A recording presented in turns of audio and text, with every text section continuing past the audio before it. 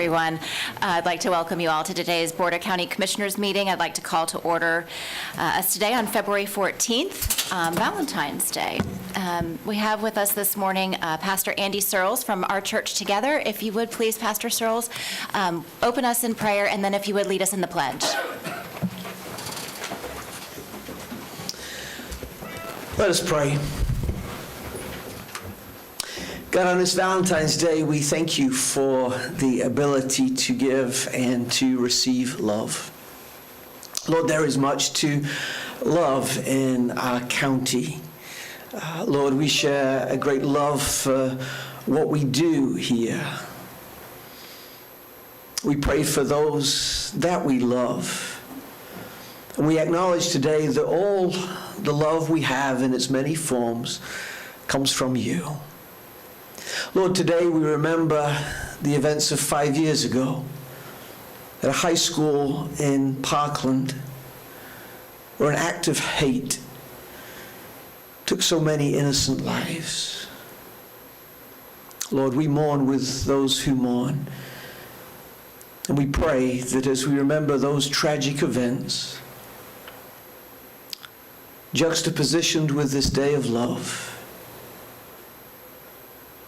that the decisions and deliberations we make and have today would be done in love and for love.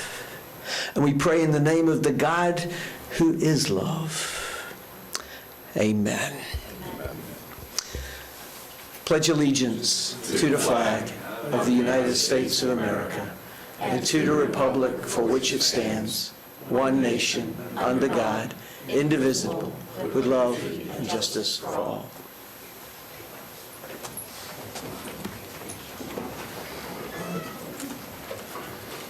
Thank you very much.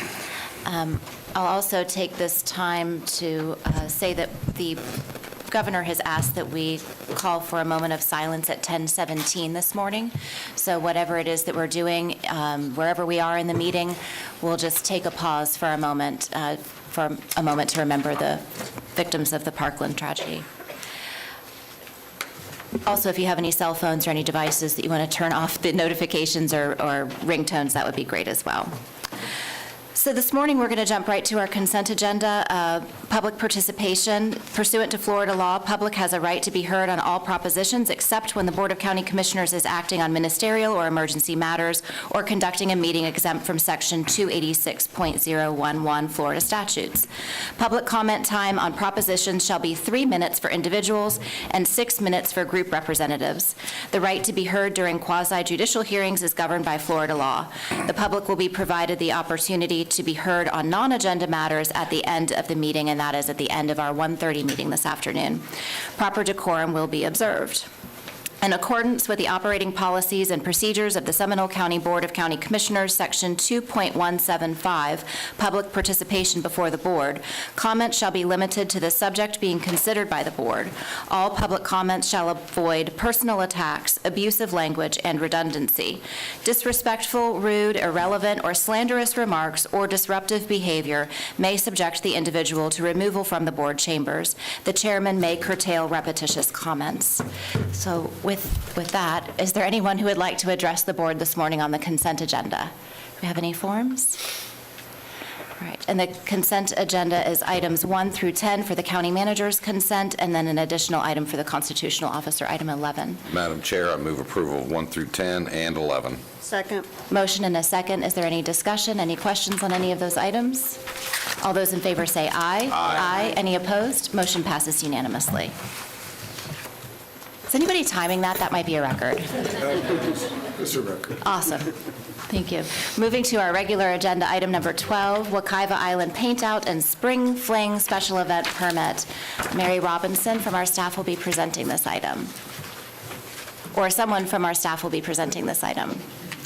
Mary's probably shocked that we're there already. That's what's just happened. She's under her desk.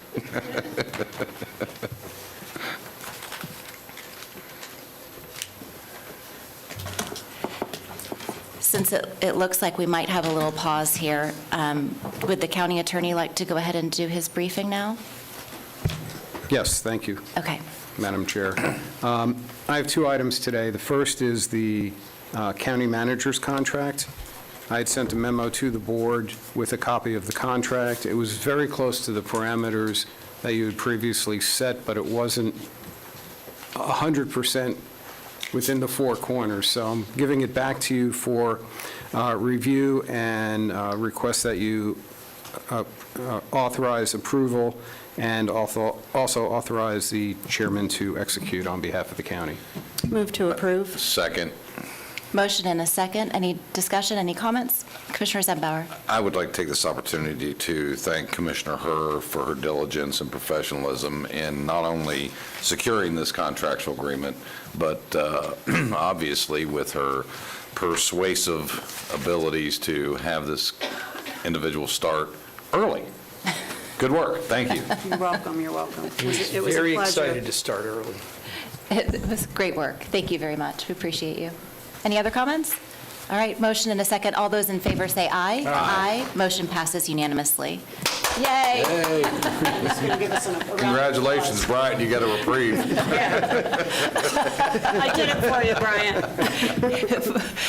For everyone's edification, the new county manager, Mr. Gray, will be starting on February 21st. That will be his first day, and I know that he already has an email that's been assigned to him that I understand emails are already in that inbox. So just give him some time, give him a little breathing room, welcome him with open arms, but just give him a minute.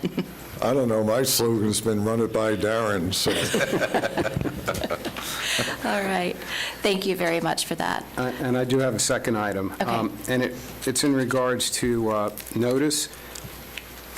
There was a case that recently came down from the 4th DCA. Historically, when we would continue a matter to a time and date certain, that was sufficient, and the notice was presumed to carry over from the original hearing.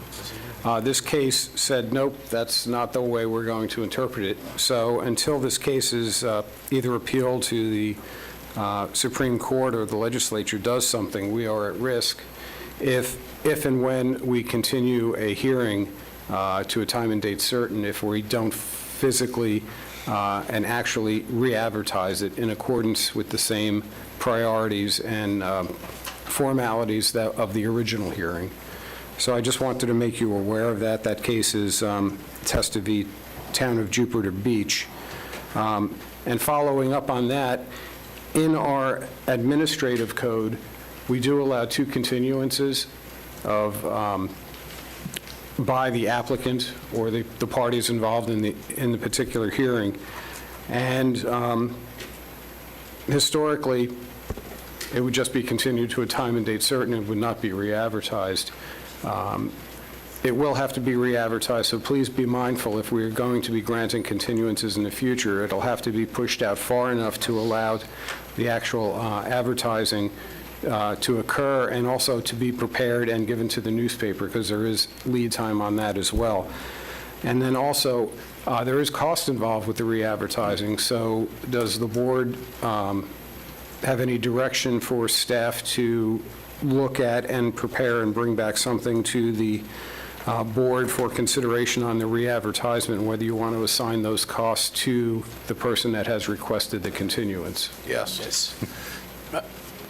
I believe we should do that, Madam Chair. So I heard Commissioner Zembauer, then Commissioner Constantine, then Commissioner Delary. If Yes. We're all, Madam Chair, I just think that it's, whoever is asking for the continuance, I think it's fair that they would be the ones to pay for it.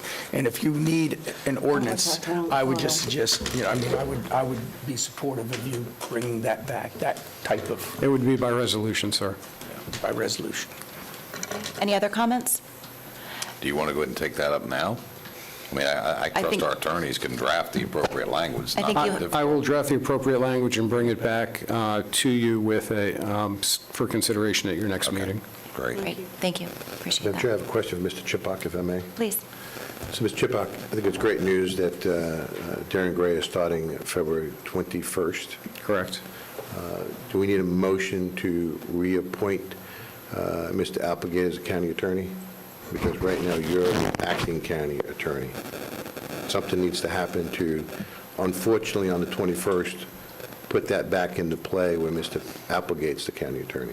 That's a very good point. It would be cleaner if the board did want to make that motion that upon Mr. Gray's commencement of employment, that Brian Applegate will resume his role as county attorney, and then I would resume my former role as deputy county attorney. So moved. There's a motion. Is there a second? Second. Any discussion? Yes.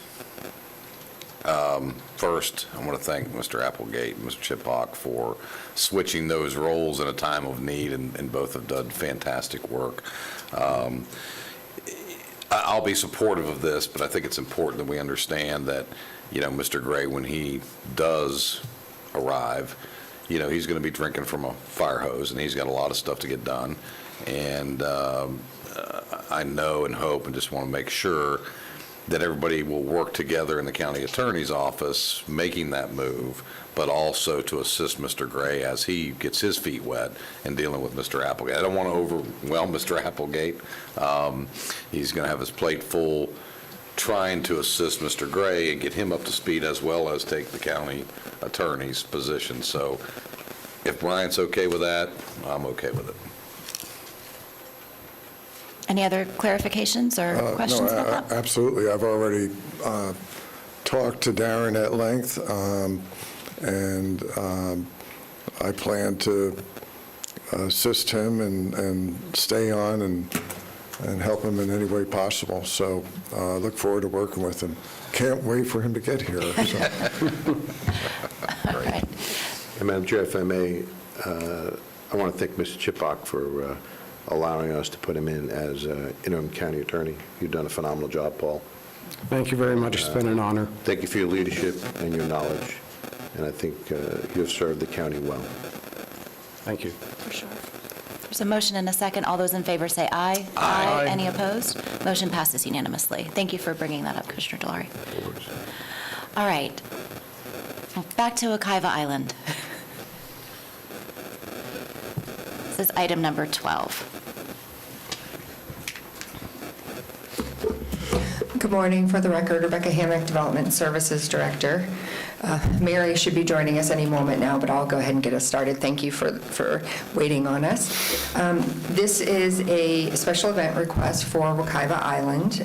They are requesting a special event for their Paint Out and Spring Fling event, and the dates are Sunday, February 26, 2023 through March 22nd, 2023, excepting the dates of March 10th, 11th, 17th, and 18th. There have been a number of revisions that I believe have been distributed to you via email. They are adding an additional date to the special event, which I believe is March 31st.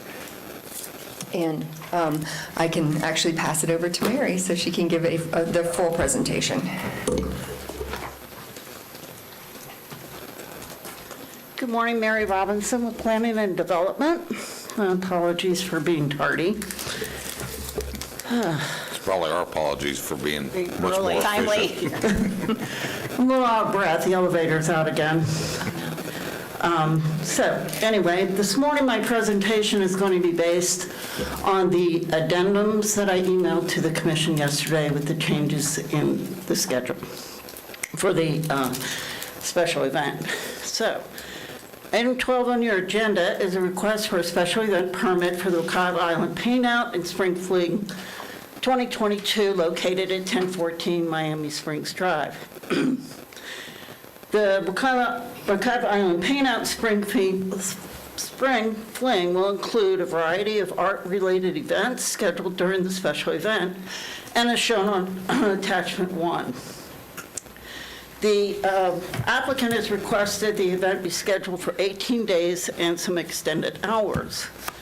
The dates for the event are Sunday, February 26th through Thursday, March 16th, and then an additional day of Friday, March 31st. Operating hours will be Thursday, 8 a.m. to 9 p.m., Sunday through Thursday, 8 a.m. to 9 p.m.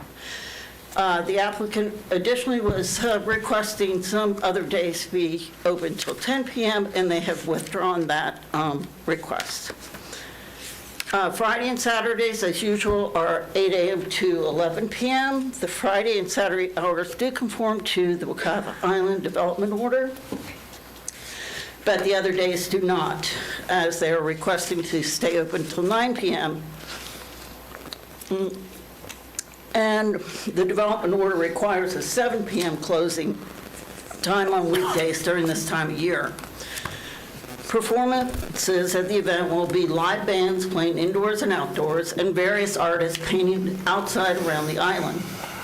The artwork will be exhibited in the art gallery and offered for sale.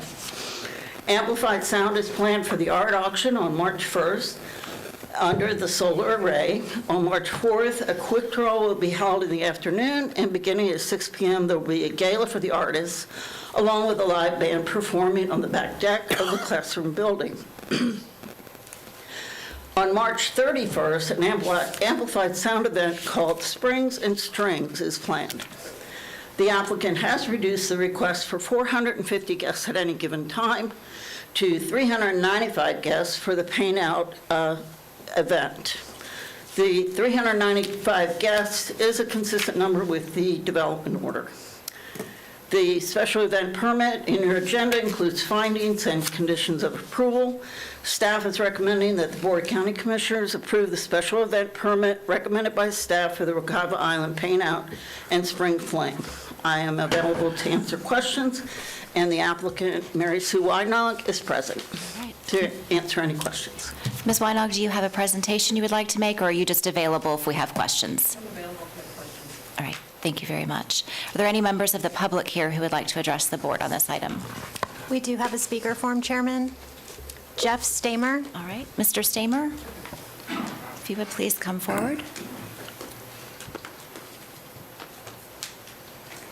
If you would state your name and address for the record, and you'll have 3 minutes. My name is Jeff Stamer. I live at 3669 Watercrest Drive, Longwood, Sweetwater Springs neighborhood. I'm here today representing the HOA, so I think I'm You have entitled to a few more 6. minutes, but That's correct. I doubt that I'll go over 4 minutes. A couple weeks ago, we met with the representatives of Wekiva Island proactively to try to resolve the issues that we had with the special event that you see before you today. And I'm happy to tell you, it was a very cordial meeting, and it was actually very productive. We together made a number of revisions that you see before you today. I can honestly say we probably both walked away from that meeting unhappy with the final result, but as Commissioner Constantine has told us many a time, if you have two parties that walk out with an agreement and neither one are happy, then maybe that's a good agreement. We'll see. But there was one area that we just had to agree to disagree on, and that's what we're here today for you guys to resolve. And that issue is their request to stay open later on 10 school nights during this application. Now, overall, I think they're asking for a total of 18 nights of extension. So we'll concede the ones that are on the weekends, and there's a whole week of spring break, kids are out of school anyway, fine. But on the 10 school nights, our younger parents in particular have an issue. I mean, as you heard, the development order requires them to be closed at 7, and the reason is obviously because of noise. It's an outdoor venue, it butts right up against the community, and when you have that many people in an event, it can create noise and create issues with bedtimes. Now, the younger parents in my neighborhood say that the real issue is at closing. Because at closing, all the folks have to leave in a short period of time. They all come out to the parking lot, which is right behind our neighborhood. They have to drive down Miami Springs Road, right down the side of our neighborhood. And, you know, to be honest with you, 95% of their customers, it's not a problem. We'll never hear them. I mean, most folks are thoughtful and considerate. I mean, they've had to drive down Miami Springs Road to get there. They've seen the houses on both sides. They've seen the school bus stops. They've seen the speed bumps. They know it's a residential area. And most of them are probably parents themselves. They know it's a school night. So when they leave at night, they're not going to roll down their windows screaming and throwing beer bottles out the window. But unfortunately, when you have that many people, there's always going to be a small percentage of folks that maybe aren't considerate. Had a glass of wine too many, or forgot what time it is, and they have to rush home for the kids. Or the guy with the Harley who just has to fire it up in the parking lot when he leaves. And that does create an issue. Again, it's not a majority, it's a small number, but it only takes a small number to interrupt those bedtimes to make an issue. So, the bottom line here is this special event is a number of deviations from the development order. And each one of those is, in effect, a concession on our part to the island, giving up something about our quality of life to allow them to have the special event. And we're willing to concede that and make those compromises. But we're not willing to compromise on our children. And we'd ask that you not allow them to extend their hours on the 10 school nights to 9 p.m. Thank you. Thank you, Mr. Stamer. Any questions for Mr. Stamer? I'm sorry, after I had, yeah, we have one hand raised. Mr. Constantine? Thank you. It may be Mary, it may be Jeff, it may be Mary Sue. What days are we specifically talking about? You said the 10 days, you said there were spring breaks, so that doesn't include it? The first 2 weeks of the event starts like February the 20, it's a Sunday, February 27th, 8th, and it goes through that Thursday, and then the following week, the same thing, Sunday through Thursday, 5 days each week. Could I'm you- sure you have the exact dates. Could you make that a little bit bigger? This is the schedule. Mary, would you make that a little bit bigger, please?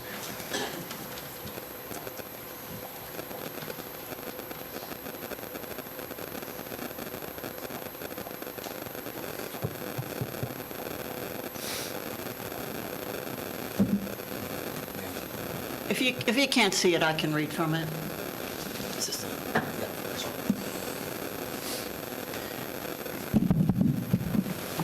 The event date is starts Sunday, February 26th. It goes through Thursday, March 16th, and then the additional day of Friday, March 31st. The hours requested 8 a.m. to 9 p.m., Sundays through Thursdays. The Friday and Saturdays are the 8 a.m. to 11 p.m., which is permitted by the development order. So then you also, Sunday, March 5th through Sunday, March 12th, Monday, March 13th through the 16th, or Thursday, or all 8 a.m. to 9 p.m. being. Let's forget about the Fridays. Right, Friday and Saturdays. So are it's out. just, you're saying Sundays through Thursday, and you're saying that when is spring break that Mr. Stamer was talking about? I believe that's on, see, Monday to March the 13th, see, they have it written under their spring break, so the kids are out of school that week anay. Got it, I see Even though they're that asking now. for extended hours, we don't have an issue with it because the kids they don't have to go to bed at a decent, And they requested 10 p.m., correct? Originally. Yes, that's And what I'm they saying. withdrew that. Originally, they requested 10 p.m. for those nights, okay. And so we're talking about a total of how many days that would be the 8 to 9, forgetting about the spring break? You said 10. There's Is 10 that, days. is Yeah, that, that first week from Sunday the 26th And through the next- Thursday the March the 2nd, and then the following week. from- March 12th? Yeah, I think you'd have to push that thing up a bit. There's 12 days Yeah, I know. that are not spring But I break wanna make sure days it's that on they're the asking to be open till 9 p.m. Okay. That was 10, but 6 days Thank are you. spring break. Thank you, Mary. or I've got 5 it. days are spring break. I just wanted it for the record. Thank you very much. All right, thank you, Mr. Stamer. Commissioner Herr, and then Commissioner Zembauer. Just to refresh my memory, Mary, the development order contemplated exception requests, correct? I'm sorry, Commissioner DeVille. The development order contemplated exception requests. Yes, ma'am, for special events. So the notion that there's an exception was contemplated in the development order? Correct. Okay. And then the question of hours has already been compromised from 10 o'clock to 9 o'clock on those weeknights Yes, Commissioner. through the conversations where nobody's happy. That's correct. Okay, thank you. Commissioner Zembauer? I want to make sure that we are certain that staff is supporting this request. Is Yes, that correct? Commissioner. And I heard from Mr. Stamer, and I understand his concerns, but quite frankly, we have residents all across this county that people ride loud motorcycles, loud cars, boyfriends drop their girlfriends off and tear out through the neighborhood. I mean, this happens on a regular basis, although many of us Or may not. girlfriends drop their boyfriends off. I was getting there. We were I was getting thinking there. Thank you, Bob. Much better situation. And then there's that. And so, although I recognize Mr. Stamer's concerns, this is a concern that is every day, every place in this county. I have, because this has been such a heightened, ongoing situation since way back when I was on the Planning and Zoning Board almost 6 years ago, have purposely gone out to try to observe and understand what all the excitement is about. And with the exception of one time that I was there, everything was pretty much quiet and what we'd expect on a regular street in a residential neighborhood. Shockingly, because it's a retail commercial establishment. And we keep forgetting that this was a non-conforming use many years ago. From where it once started and through history, it is much better and much quieter and much more friendly to the neighborhood than it has ever been. So from that perspective, I'll be supporting staff's recommendation. Thank you, Madam Chair. Commissioner Constantine. Well, first of all, unlike many of the other times that we've had to deal with this, we are dealing with a brouhaha. And I would suggest to you that that both parties need to be thanked because they followed up on the DO. And what the DO asked them to do first was just sit down and talk. And it is interesting when you sit down and talk that sometimes you get a lot of things taken care of. So in this case, I believe that the Winter Wonderland, that eventually some days that were school days went from 8 to 9. And although I'm sure there was disruption, I did not hear of any major concerns. I think this is the first time in a long time that the staff is recommending it. And I want to, I tried to get a hold of you, Mr. Stamer, and I think that I've got the wrong number, so we're going to have to talk about that. But the fact of the matter is that there was compromise. The days were shortened. The number of people that they normally ask for, 450, was shortened back to the number that they're allowed, 395. And so I think that in this situation, and this is not this whole event, as we all know, this is something about, arts for the river. I don't know about the springs and strings, but if it's anything like the Springs event that we have every spring at the Springs. That sounds crazy when I'm saying that, but that would be a very good thing for the community. So in this case, I do believe that bringing the artists out, doing that, that's not a high energy sort of thing. It's a very passive. And in most cases, the folks that are there buying the art are not overly loud. So I think in this case, I'm going to request that we, as a motion, that we support the recommendation of the staff. Second. There's a motion and a second. I have one question for the county attorney. Given that the DO permits 4 special events per year, and this is 20-some days of one special event, and one of the days is not contiguous, how does that March 31st, should it constitute its own event based on your interpretation, or just by titling it one title multiple days, does it make it all the same event? In the past, and correct me if I'm wrong, Mary, their past requests have included non-contiguous days. Okay. And at some point, I'll want to know how many non-contiguous days still make up one special event. Not right now, but that's going to be a question I'm going to have moving forward. This one appears to be within bounds of. Okay. And in discussion, Commissioner, I think that, as I recall, they're allowed 4 in 60 days. They normally have taken 3. But 60 days, but they've normally taken 3. I just wanted to, put that out on the record. Okay, thank you. There's a motion and a second. All those in favor say aye. Aye. Any opposed? Motion passes unanimously.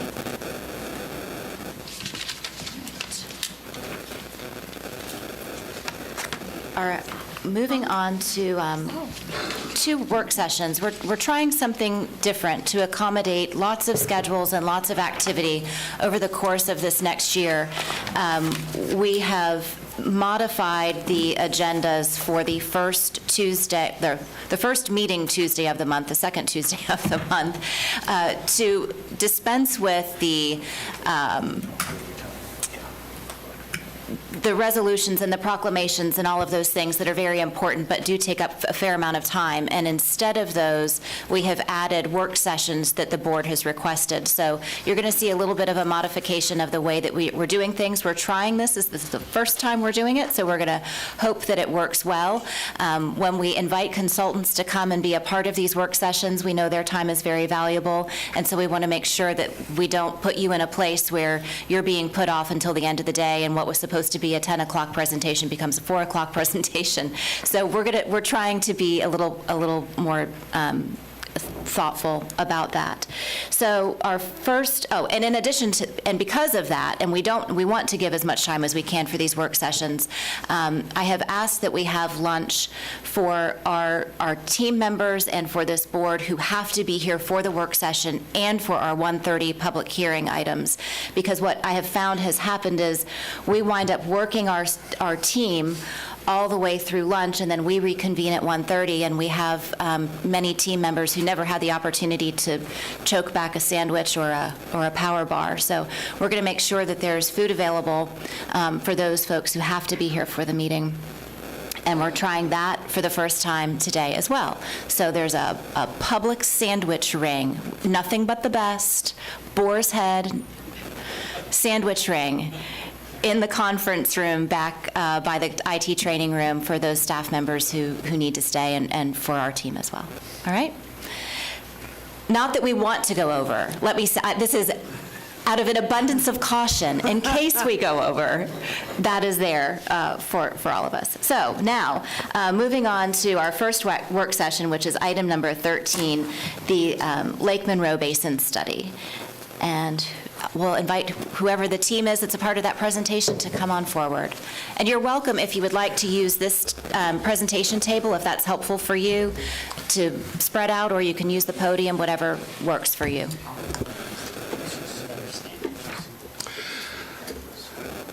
Good morning. For the record, John Jesh, Public Works Director, County Engineer. We have today two work sessions. The first one is Lake Monroe, and the consulting is Atkin, and Mr. Christopher Thompson and his team will be updating you on the presentation. Today, we will not be asking for any decision on any of the presentation or the workshop. What we doing, we're asking feedback, and we will have one more work session later in the year. With that, and also I'd like to recognize the project manager. Our staff is Jeff Sloman. It was us. Chris, is all yours. Good morning, everybody. Thank you for the opportunity. I have here with me today Joe Walter, here can you stand, and Leticia Pereira from our engineering team as well. So with that, I'll go ahead and get started. The Lake Monroe Lockhart Smith Basin Study, we started this about over a year ago, and we've had a couple public meetings. Today, I'm going to go over just the meeting goals and try to keep the presentation brief so you get to lunch. We have a project overview. We're going to talk about the FEMA model development, discuss the input we've received from residents to date, look at the level of service development and analysis that we've completed, flood improvement project selection process, current status of the conceptual CIPs that we've worked on to date, next steps, and of course get any feedback or discussion that we would like to have. The Lake Monroe Basin is approximately 25 square miles. It encompasses a large portion of unincorporated Seminole County, as well as the cities of Sanford and Lake Mary. The project goals were to update the existing watershed model to incorporate new developments. That existing model was last updated around the year 2001.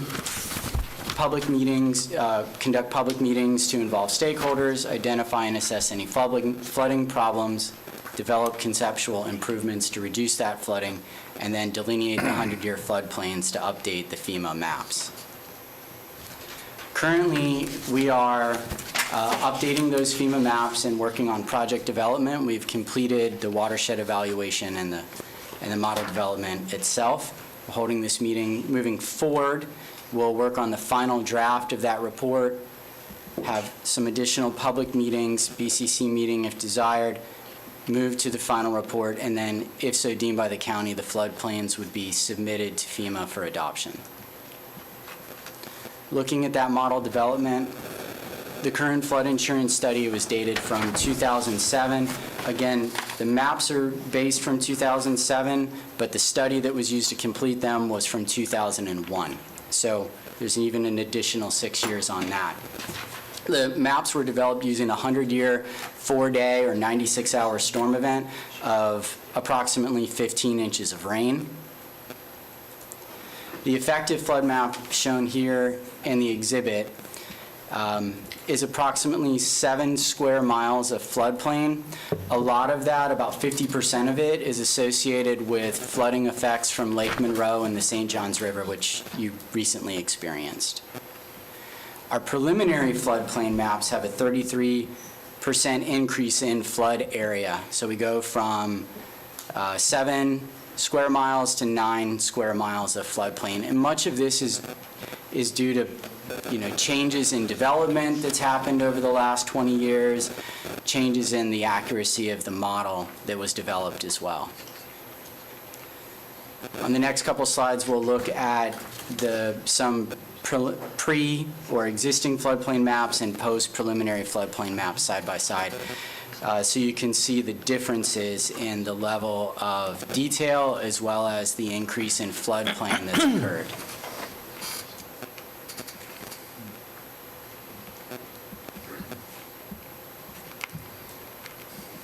So with the FEMA maps being updated or preliminarily updated on the county side, if you decided to move forward with the process of having FEMA place those into maps that would become effective, the process takes around a year, includes some public outreach and appeal periods. And of course, this would be upon the county commission approval to submit that letter of map revision. One of the items we talked about was receiving resident input. So we've held 2 public meetings. There shows 3 there. I'll get into that in a moment. But we had a hybrid meeting back in June of 2021. We had a little bit of attendance and received some good feedback from that. And then last August, we had a live and virtual public meeting. The virtual public meeting, as you may be aware, had a little bit of a snafu, but we held a duplicate of that back in September following that meeting. We had all in all, we've had about 30 items of questions or feedback generated via mail, email, or through those meetings. Big takeaways from that.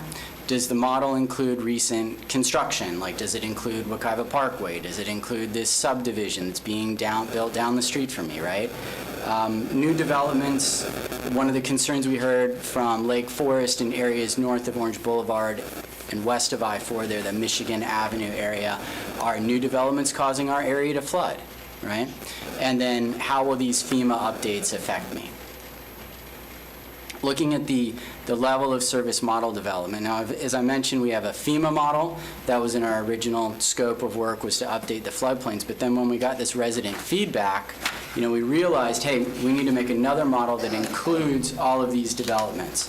So we created an additional model that took that county, those resident feedbacks, and included those new developments to create this level of service or planning model, as we're calling it.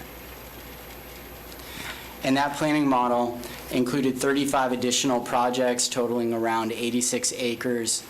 It included projects like Orange Boulevard, Wekiva Parkway, the State Road 46 widening. You can see them in the figure there to the right in pink. Along with this model, we actually went through the process of updating the topography, the survey, and making that 3-dimensional so that we could fully capture what kind of effects would take place due to this development. Here's another example of it, showing even the proposed project of Orange Boulevard, which hasn't been built yet, but to find those effects, we put that in the model along with its ponds, additional subdivisions in that area. One of the things that we were asked to do was also look at what would the effect be on areas north and of Orange Boulevard and surrounding Orange Boulevard if we increased the density of that area. Now, this is not a planning change. None of that has been approved. This is just simply an exercise in what if, right? So we looked in our model at also increasing that density from the current rural density to 2.5 units per acre. We then move forward into the level of service analysis using this model. The county grades it A, B, C, and D. A, basically, there's no flooding at all the water's in the system. B, there's some surcharge of the system, some minor flooding, nothing really to worry about. C, there's some road flooding. The road might be overtopping. It could be getting into people's yards. And level of service D means that there's some structural flooding occurring. This level of service analysis included county-maintained infrastructure, so that would include roadways, ponds, and canals. All of the infrastructure were included in the model, just to be clear. It's just that we were only doing a level of service analysis on those items that the county would be concerned about. It does not include any city infrastructure, DOT roadways, private subdivisions, or private developments. This is the scorecard here from the results. As you can see, almost all of the facilities were rated A. There's a smaller number that are B and C. 2 were found to be level of service D, but on further inspection, we saw that that was really from flooding due to the river and the lake, and there's nothing that can be done about that. Looking at the level of service in more detail at the roadways, the exhibit on your left shows the roads color-coded. So A is all green, so a majority of those roads you can see are operating at level of service A with no issues. There's a smaller number that are B and C. Ponds on the left, almost all of those are A. I think there was a couple that were B and C. Again, we didn't really see any significant issues here. Canals, the same thing. The county has a number of outfall canals located within the Lake Monroe Basin, the primary of which is the Lockhart-Smith Canal. Not really seeing significant issue there. Some were rated level of service C, but that's because it went out the banks, but there's a lot of low-lying wetland areas. We weren't seeing any structural flooding or issues with roadways from those. So how do we determine which flood projects to move forward? We came up with some scoring criteria that were based on flooding severity, resident input and drainage concerns, visual inspection of the flooding. On our flood maps, we come up with those exhibits that you saw that show the depth of flooding earlier, project feasibility, and county staff input from engineering, roads and stormwater, and watershed management. We had 1,017 county-maintained facilities to look at. We distilled those down based on their level of service. And then from there, we went on to scoring to get to the final 24 projects. We started out with 42 locations identified by us as being potential project locations. And based on that input from the county, as well as further looking, were there resident complaints? Or is there an ongoing improvement project at that location that may take care of this problem? Is the flooding fairly insignificant? Was there no flooding reported at that location? And then, of course, project feasibility. So if you look to the map to the right, we show some of the projects that were excluded in red and all of the projects that were included in green. This is in the presentation you received earlier, but it's all the ranked 24 projects. You can see that all of these are, or a majority of these have a level of service of C for the streets. If you recall, it's going over top the center line of the road perhaps, or flooding outside the right-of-way. And they're ranked based on severity. To provide a current status of our conceptual CIP development, we had, again, 24 project locations. We have 4 projects that are currently in development. Michigan Avenue was one of the areas where we received most of the feedback from residents. That one we've come up with a solution for. There's 3 others that are in progress, the Lockhart-Smith Canal upstream of Reinhardt Road, as well as Ravenna Park and Lincoln Heights, which I know that there may be some concerns about. We can get into that. Looking at Michigan Avenue. So here, there's 2 problems. You have a fairly low-lying area, and the water from the St. Johns River and Lake Monroe, when it reaches flood height, backs up into that area. So we're kind of fighting that. So instead of looking at a 10-year storm for this area, which we might for normal roadway projects, we lowered that threshold to a mean annual storm because even at a mean annual storm, the road was showing flooding. That's a 2-year storm, one that might happen every couple years. The main reason for this is, again, the backwater, but also the low roadway profile and a bunch of mismatched culverts going down along those ditches. What we came up with is a concept where we raise those low areas of the road up, widen the road a little bit for safety. We could do this to the entire alignment if desired instead of just the couple areas. And then regrade the ditches and fix the existing culverts and cross drains that are out there so that they're sized properly. This is another alternative off of that where maybe we flatten the slopes out a little bit to make it more maintainable or safer if a vehicle might be errant. We also looked at piping that ditch. It's quite long, it's quite big, so you need to use box culverts or some other. It would be fairly infeasible from an expense standpoint. Looking at the results of that, what you see is the existing flooding in blue and the proposed flooding that would occur for that event in yellow, and the road would be out of that. So a significant improvement for the residents. We were asked to look at the Lockhart-Smith Canal upstream of Reinhardt Road. What we found here is this is a profile of that, and the blue represents the water. What we're seeing is that there really wasn't significant hydraulic losses in that, meaning that we're not seeing any constrictions or issues in the channel itself. It seems to be fairly well sized and maintained. We did see one location where the pond or the canal was topping the bank. Here the solution's fairly easy, just reconstruct the bank and the problem should be solved. Now, moving on to the ones that are a little bit more difficult, Ravenna Park and Lincoln Heights. Here we have some chronic yard and road flooding. This has been happening for a very long time. In fact, there was a project done around 2009 based on the results of the last flood study that was done in the year 2000. And with that, they constructed the stormwater ponds that you see out there today, as well as some pump stations to help relieve the water from those ponds and pump them into the downstream canal. We're kind of working against some stuff here, which I'll point out as we go through the presentation, but the area is low. There's the water in the downstream ditch gets pretty high because it takes a lot of drainage area into it.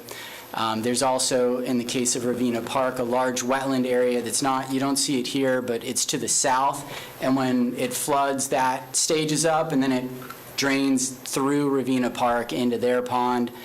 And the neighborhood's lower than the other neighborhoods around it because it was built in the 60s and 70s. So this is an exhibit showing the topography of the area. Blues and greens are low, reds and yellows are high.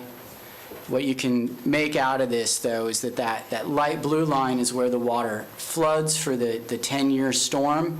You can see how the new neighborhood is so much higher than the old neighborhood there off to the left.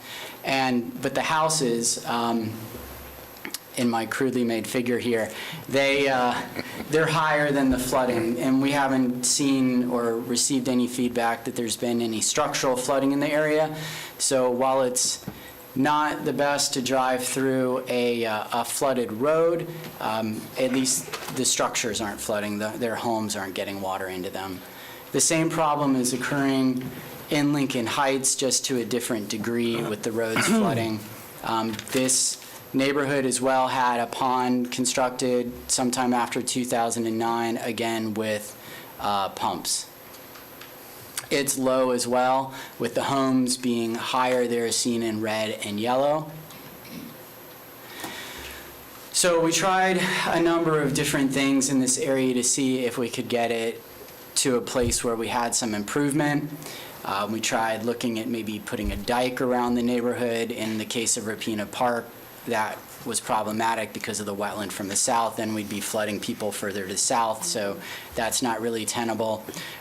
We ended up looking at creating a stormwater pond downstream of the neighborhoods, as you can see in that exhibit I'll get to in a minute. That looks like it did cause some benefit for Lincoln Heights. Ravenna Park, there was really no significant benefit. The pond itself is located northwest of Rapina Park and Lincoln Heights, south of the 417. We're not sure if it's in any wetlands. The wetland inventory that we have from the state isn't showing wetland there, so there's a good possibility that it would be good developable land for the pond without having significant cost impact on that. So what are the next steps? On final approval of the proposed projects, we're going to move forward with finishing up the remaining conceptual capital improvement projects to help alleviate flooding. Once project concepts are completed and reviewed by the staff, we'll hold an additional public meeting. And then we'll also be working simultaneously on the FEMA map revisions and the letter of map revision, I should say, the loam are to be submitted to FEMA should you choose to do so, and we'll submit that final report. So with that, that's my presentation. If you should have any questions. Commissioner Zembauer, then Commissioner Delary. Thank you, Madam Chair. So it's often not an awareness of the populace in this area. When it comes to the Lomar, was there any discussion that you recollect at the community meetings how that may or may not impact those residents?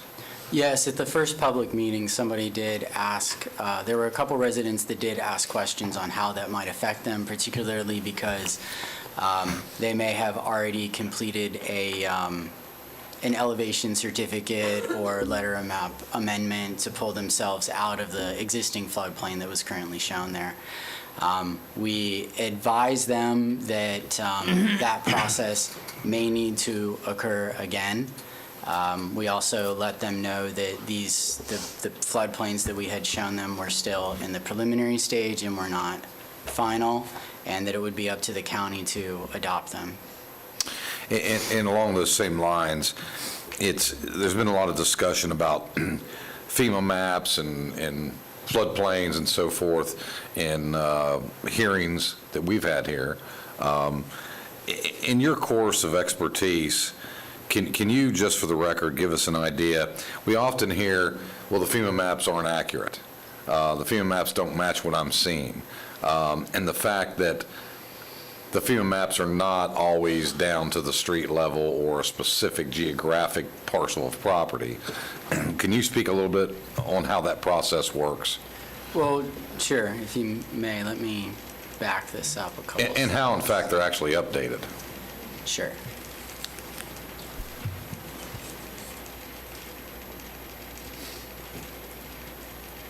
All right, so there's different. So when FEMA goes through the process of developing the flood maps, right, there's different hydraulic models that get built. The level of detail of those models will affect the outcome of the map, right? So if you do it very coarse, you're going to get coarse results. If you do it detailed, you'll get detailed results. And here's an example. Your map shown here is from 2007, from a year 2000 study.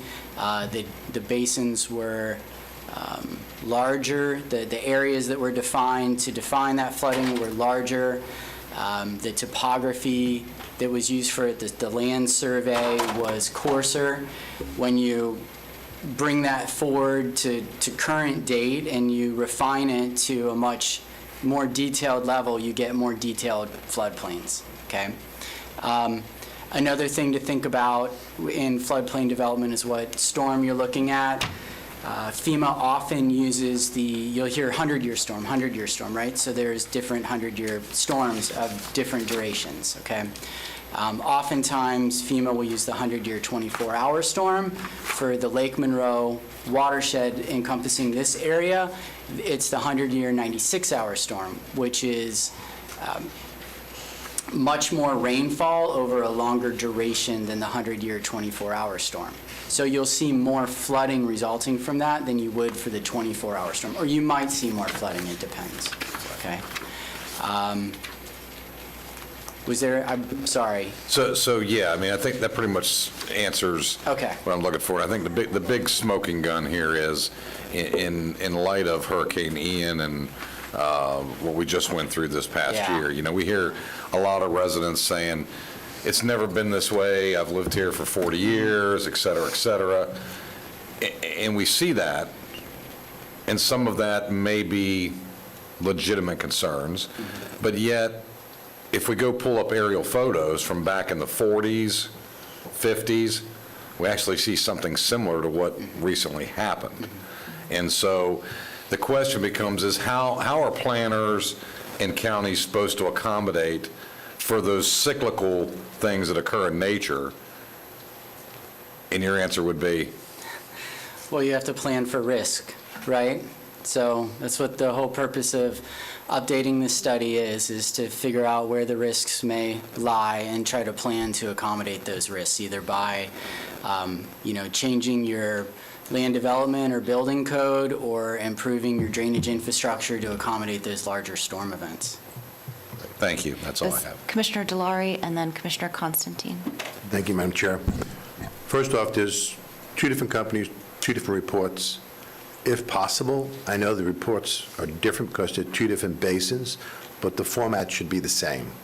The data should be different. The formats are different, so when you go from report to report, and we got 17 different basins, I'm hoping as we move forward, the format kind of stays consistent without looking at different things from different companies. I think that would make it a lot easier, as well as the citizens will be better to understand it. I would like to get a list of all the input from the residents at some point, because Sure. I've not seen that yet. Have you all been talking to emergency management for their input? I know at the end you're going to download to them, but I think it'd be good, since they've actually witnessed the storms firsthand, it'd be great if they got some input to you all as well when you develop in these plans. We have not talked to emergency management directly, but we did receive, from recent storm events, we received locations where flooding did occur Okay. from them, yes. It'd be great if you guys talk a little bit. Okay, sure. And then on page 461, you talk about the 15-inch, and I'm rounding numbers as average. I would like to understand the effect of flood map, because the slides that you show, sometimes the slides don't match the panels, and they really should be matching, because sometimes you zoom in too much, where Okay. you're actually not showing the entire panel. Right, and there was a purpose for that. At the public meeting, we did have the flood map shown with the entire panel. At that scale, it'd be kind of hard to see, so we wanted to zoom in on just some select areas just to show the level of change Okay. there. But we do have flood maps provided at the panel level that I can give you if you like. That'd be great. Okay. And then also, on the average storm level, what year was that? And then you talked about, not showing the analysis does not include city infrastructure, FDOT roads, private subdivision, or private development, which is, I understand, but we should be getting the quantities to and from those areas as well depicted into the overall study. I'd like to understand that as well. Could you please clarify what So in you... other words, if a city is providing X amount of water into this basin, that's the county's portion. Yes. What is that volume that we're actually, because you said you're not including it. Yes, no, so... It should be in let the me- analysis. Yes, and it is, so let me clarify. So can you clarify that in the report as well? Yes, Okay. yes, that's clarified in the report. But all of the infrastructure from the cities which would be the city of Sanford, Lake Mary, and then unincorporated Seminole County. All of the infrastructure that we did research on is included in there. Okay. So it's all accounted for. Okay. And then I don't hear any discussion yet on the closed subbasins, on how we can address those as well, if there's a way of affecting those. The closed basins being down in Lake Mary. Well, they're all over. I mean, Yeah, there's some closed, even the area that you're working on right now, there's a closed subbasin. okay. So I'd like to understand, is there, what we can do to try to affect that in a positive way? Okay. And then with your list that you're providing, the question that I have is, with these improvements, I want to understand the benefits and the ROM for it, but also, is it flooding or water quality that's going to benefit from these improvements? Because those are two separate things.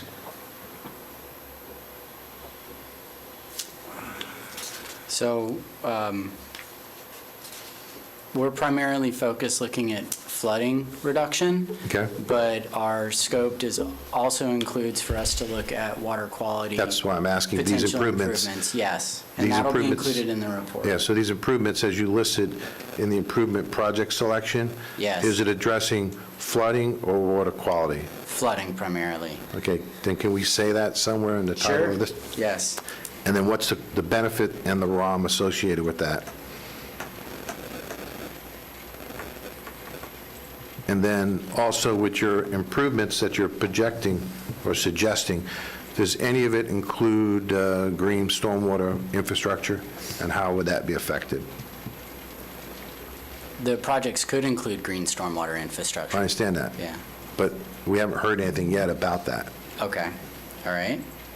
I'm looking for guidance from you. Okay.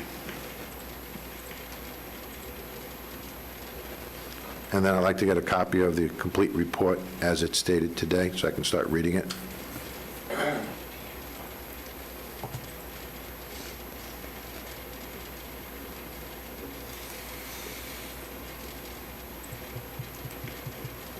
That's the end of my questions, Madam Chairman. Great, thank you. Commissioner Constantine? Thank you very much. First of all, Chris, the next steps page in our book, 508, I think are right on target. That's where we're going. So I wanted to say that first, but sometimes when we're talking about these floodplains and FEMA maps, people might think that Commissioner Zimbauer and I disagree on some of this, but actually we're just coming from a different way. We know what they are. We know that many cases you could go back years and years and see maps that look similar. But what I don't want to do is, as we move forward, start, continuing to build in floodplain locations. And, I've said numerous times that I think the 25-year flood maps that happen every year, we've got a problem. You're using a 10-year, I saw, floodplain, and that's like next week's afternoon storm. How do we get this to look at like the 25-year, the 50, the 100, as you mentioned, 100-year? Because that's happening a lot more frequently. I'm not going to put a number on it, but it's not happening every 100 years. It's happening much sooner than that. So the FEMA maps are what they are. They constantly change, but when I'm looking at it, I'm seeing, as Commissioner Delory pointed out, we're worried about flood reduction, we're worried about water quality. And, we understand that your number one thing here is flood reduction that you have been studying, but if we can have the added benefit of the water quality, thank God, great. Yes.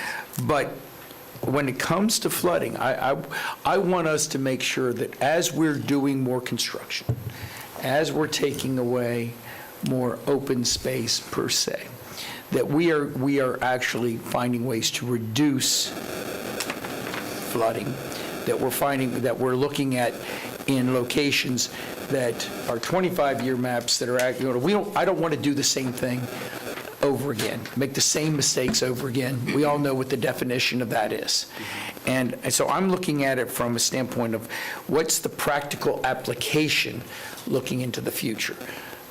Understood what, how FEMA is, understand that some places were flooded, 50 years ago and flooded now, but that's the point. We don't want to build in those locations. And you saw the ones in the 60s and the 70s that are, that was in a 10-year flood, and I saw some homes that had water in them, or could have water in them. So how do we get to that next step that we're in, and what your next steps say to avoid flooding in not only locations that currently exist, but making sure that we don't build in future locations? You did, and one other thing I wanted to say, you did mention the building codes. Well, as you know, the building codes are for the sturdiness of the buildings, had nothing to do with flooding. So I think, from the building code standpoint, if the legislature doesn't make them easier, doesn't take back what we've already won as far as sturdiness of building codes and everything, I think we'll be all right there. What my concern is, though, that in the building codes, there's nothing in there about flooding, and so that's what you're here for, and that's what we're concerned about. And how do we, I guess the long question is, to make it very short, how do we ensure that we don't make the same mistakes in the future? That's a loaded Good question. luck to How much you time on you that got? one. Well, and that's what, I'm not saying you have to answer that now, but that's in the next steps. Right. And that's what I want to see, what we have to do to avoid that. Okay. So Commissioner, while you think about that answer, Commissioner Herr I'm not has asking you to quit. Am Yeah, am I off the hook on that one? well, maybe if you can get back Maybe to a him little on bit, that. maybe I'd like a little bit of an answer. I'll raise my hand and with my consultant's heart of, I'm not sure how you answer that question. So I'm going to get a little more tactical in terms of the questions. And I don't look at all of this from the perspective of what can we determine where we're absolutely not going to build. If we're going to build, we need to build with this in mind and do it effectively. Because the reality is that we can either act like we're not going to continue to grow and then grow ineffectively, or acknowledge that we are going to grow and grow effectively. So there's two different approaches there, I think. I do want to start out by saying thank you for holding the second meeting on our constituents' behalf. I know that it was a technology glitch with the Yes. remote, and you were Yes. extremely gracious at my request to can you do this again, and that was terrific. We did pick up some additional folks that are highly impacted through that. You mentioned early on that you had additional projects added to the model. So can you define additional projects to mean, you included everything that you knew about, stuff that's out of the ground already between the last study and this study. Did you also include anything that is a known future and anything that's coming out of the ground now? Yeah, that's a really good question. So Thank you. let me go forward to here. So this slide. This kind of tells the story, and then I'll answer your question more fully. So when we were first scoped to work on this project,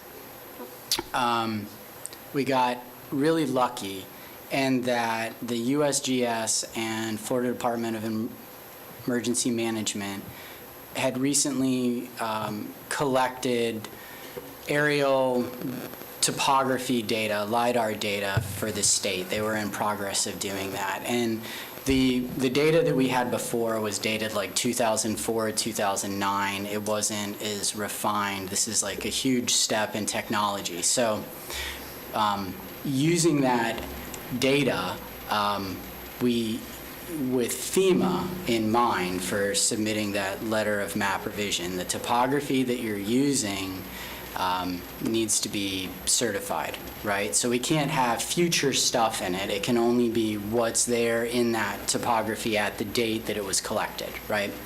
So that's where we get into the next step, where we had this public meeting, and they're like, hey, what about this? What about that? These are all legitimate questions, right? What happens if you build a giant interchange down the street from me, right? So with that and discussions with the county engineering staff, we move forward going into that additional plan development, right? So what we did here is we put all the projects that were under construction or were about to get let for construction that we knew about. We also included a couple county projects that we knew were going to happen, like Orange Boulevard is one of those. We had a lot of discussion on, well, should we include every project that might happen? Because, you know, we collect a lot of this data from the St. Johns River Water Management District, and people put permits for everything in there, right? But it doesn't necessarily mean it's going to get built. And you know how the boom-bust cycle goes. Things could, I got a permit, and then now I get a greenfield, and there's nothing there. So we didn't want to go that far. So we just did those things that we knew were definitely going to occur in the model. Does that answer your question? That's perfect. Okay. Perfect. And I think Commissioner Delary hit on this earlier, but I would love to know what the impact of the study is on the lake situation. So we have Lake Sylvan that has been at level C, according to the residents, for years, and that has an outfall. We adjust the weir accordingly through St. Johns Water Management District. And we're now having requests from the folks that live around Lake Markham to pump Lake Markham into Lake Sylvan, which is not possible, or onto the roads, which is also not possible, to eliminate their C situation. So how does this study impact that? I would have to... The answer can be it doesn't. We just need to get it out there if it doesn't. And if it doesn't, then it's on our... We need to figure out what the approach is there. I don't have an answer to that right now. Okay. I'd have to go back and look at the data. That would be before a really good follow-up. Okay, sure. You did, and Commissioner Delary, you hit on this too, but in the answer, I need just a little bit more clarification. You did address that you left out the private subdivisions, other government entities. When you answered Commissioner Delary's question, you didn't address private subdivisions. So I just want to make sure those were also contemplated. Private subdivisions are included in the model as well. Thank you. We just didn't look at them from an improvement standpoint. And then I do have a request. I would like to see the list of the 42 before it got narrowed down to the 24, because that's probably a prediction of the future. Not to say that I'd like to monkey with the ranking and stacking here, because I think the consultants know better than I do. But I would like to understand the greater list. And just in the for the record category, you looked at this from a 10-year flood perspective, which is probably the most conservative way to look at it, meaning it would be the most, that would warrant more flooding than a 100-year, because some of our conversations sounded a little different than that. All right, so let me just clarify there, and I'm trying to find the right slide for it. Sorry, if you just bear with me a moment. Here we go. Okay, so just to clarify, when we're looking at the FEMA maps, okay, we're looking at a 100-year, 96-hour storm, okay? Those are the FEMA maps, 100 years. When we're looking at what level of service the county infrastructure is providing, we're looking at smaller, more frequent storm events. So we're looking at the 10-year storm for roads and the 25-year storm for ponds and canals, conveyance canals. Got it. Thank you. That's it, Chairman. I'm going to let you stay on the 10-year, 25-year, 100-year conversation. Okay. Could you clarify and maybe define what that means? I think when we say 10-year storm event, we think that that's only supposed to happen once every 10 years, or a 100-year storm event should only happen once every 100 years.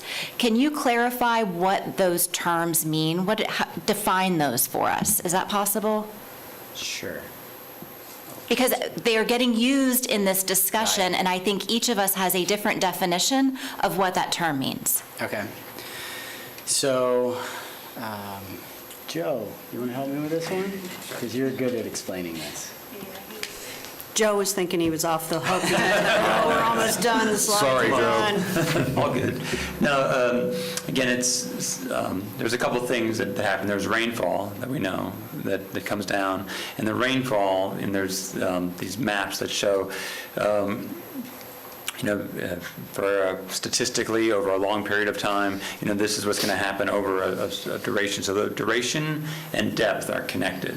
Like a 100-year event, for example, could occur in 1 hour, and that's only 2-3 inches of rain, which is much different than the 14 inches, but those 2-3 inches occurring in 1 hour now overwhelm our storm sewer system, and we have flooding on the road because of this event. And was the road designed for that? The road is designed for the 10-year event. Again, that's a practical concern. We talked about this a little bit earlier. At what level are we willing to accept our limitations? Like, for example, it's really important for the fire truck to be able to get to the home to save the person when the catastrophe happens. And so therefore, as part of the rule, it says, road for a 100-year event, cannot be more than 12 inches, which is the size of the tires of the fire truck to get to somebody's house. So there's like a practical connection between all these factors. But again, back to your question about a 10-year event is defined as a certain amount of rain that occurs given a duration. And so in a given year, there's a 10% chance of that happening. If you go to the... Okay, so stop right there. Yeah. So in one given year, Yeah. there is a 10% chance of a 10-year event. Not that it should only happen once every 10 years. Right. Thank you. Right. In the That's long awesome. term, it'll play out that way, but for every year, just like playing slots in Vegas, those numbers might come up more frequently or less. And we're learning a lot of, get into climate change and how that kind of impacts, things. And that's, again, all these different things compound. I guess that kind of helps out. Yeah, thank you. That's very helpful. Lake Sylvan's not a watershed. So one of the things about the closed basin that we were talking about, I think that the Sylvan Lake Basin, the Sylvan Lake, Lake Markham situation is in a different basin. I don't think it's in this. No, I believe it is in a different basin. Yeah. I agree, but there's been some linkage in the public, so I was trying to get it clarified. But just for the consultant's perspective, that wasn't a part of his study. Right. That's fine. Okay, I just want to make sure we Thank you. publicly acknowledge that you weren't expected to know that. Okay. The property that you showed as a potential piece of property for the Ravenna Park Pond Yes. is actually county-owned, and Oh. I would love it if one of our staff could confirm for me, is that the old landfill? Oh. That ought to be high and dry. No one? Bueller? We have to look, we can look into it.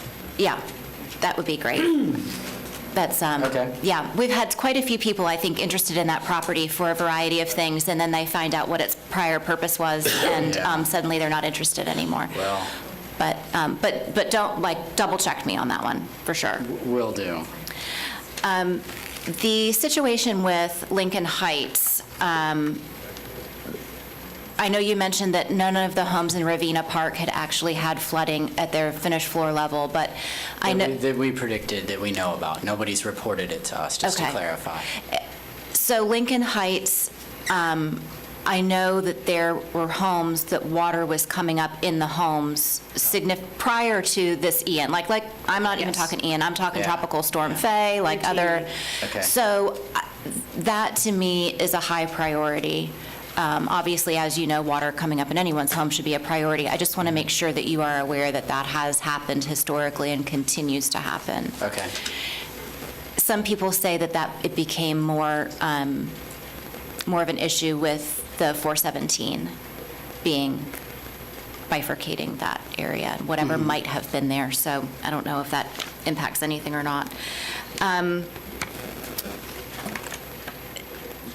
this is a hot topic on any given day, and I think the most important thing that we can do, especially as we involve the community that's impacted by this, is make sure that we're very clear with the terms that we're using and the definitions that we're using, and not assume that everyone has the same level of knowledge or background or information. Like, we've got a lot of, I'm a Google warrior, right? So if I don't know something, I'm going to sit here and Google it, but the page I may land on and the information I may find might not necessarily be what everyone else is working with. So if you could help guide us, and I'll ask this of our other consultants as well, help guide us through these conversations to make sure that we're all singing from the same sheet of music.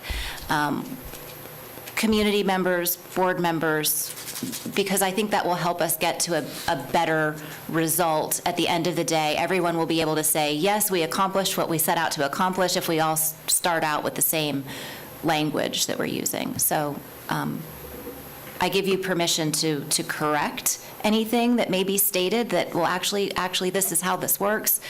We need that in order to make sure we're making good decisions. Okay, thank you. All right. Any other questions or comments? Oh. My phone is vibrating in my chair. It is 10:20. I'm so sorry. That was my job. Any other questions or comments? Let's address that now. Okay, thank you. If you don't mind, we'll do a moment of silence, 4 minutes late, for our Parkland community.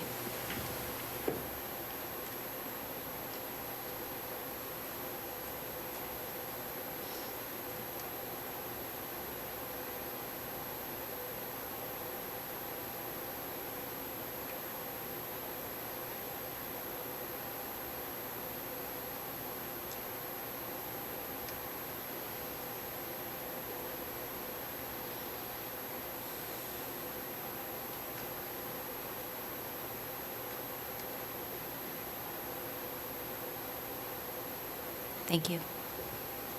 Thank you. Commissioner Delary. Thank you. Thank you, Madam Chair. The reason why I brought the closed sub-basin is because if there is a closed sub-basin in the basin that you're working on, it should be identified. That was the reason why I brought it up. Oh, okay. Okay, I'm not saying that there is one. There are ones. But I understand that. I'm talking in general terms. Yes. You know, if whoever is working on any of the 17 basins, if there's a closed sub-basin, it should be identified and tell us, these are the ones that are the, whatever it is, however many there are. So the public understands that. All right. Again, when we talked about DOT and some of the roads, we've had a problem in the past about I-4. I-4 has been there for quite a number of years, and Grace Lake is a perfect example of the water having to go to one side of I-4, then back around. And when we're looking at these basins, even with the new road, with the Wekiva Parkway, I want to make sure that even though it excludes DOT, that any of the water that's supposed to go through, around, and however it wants to travel, Yes. it is being addressed, and we understand how that's supposed to work. Because Grace Lake was a great example of what the issue was, and it took us quite a bit of time to figure that out. I agree, and it is accounted for. Okay, that's why I want to read Yep. that's why I'd like to see the entire report. Yep. Thank you. And I'll just say, Commissioner Delary, I think all of us would like to see the entire report when, I don't know if it's available digitally or if you have it hard copy, but I think at some point we'd probably all want to take a look at it. So at this point, we have a task memorandum written that covers the first part of the study, kind of the watershed and model development. We don't have the remainder of the report written because it's still in progress, but I'd be glad to share the task memorandum with you. Perfect. Great, love to see it. One more thing I'll add to that, if no one else has any other questions, just a request. When you give Commissioner Herr the entire list of 42 that were Yes. pared down, could you just include with that what your weighting was, WEIGHT weighting was on that, so we can kind of get a feel for what the, was it a point system? What was the criteria?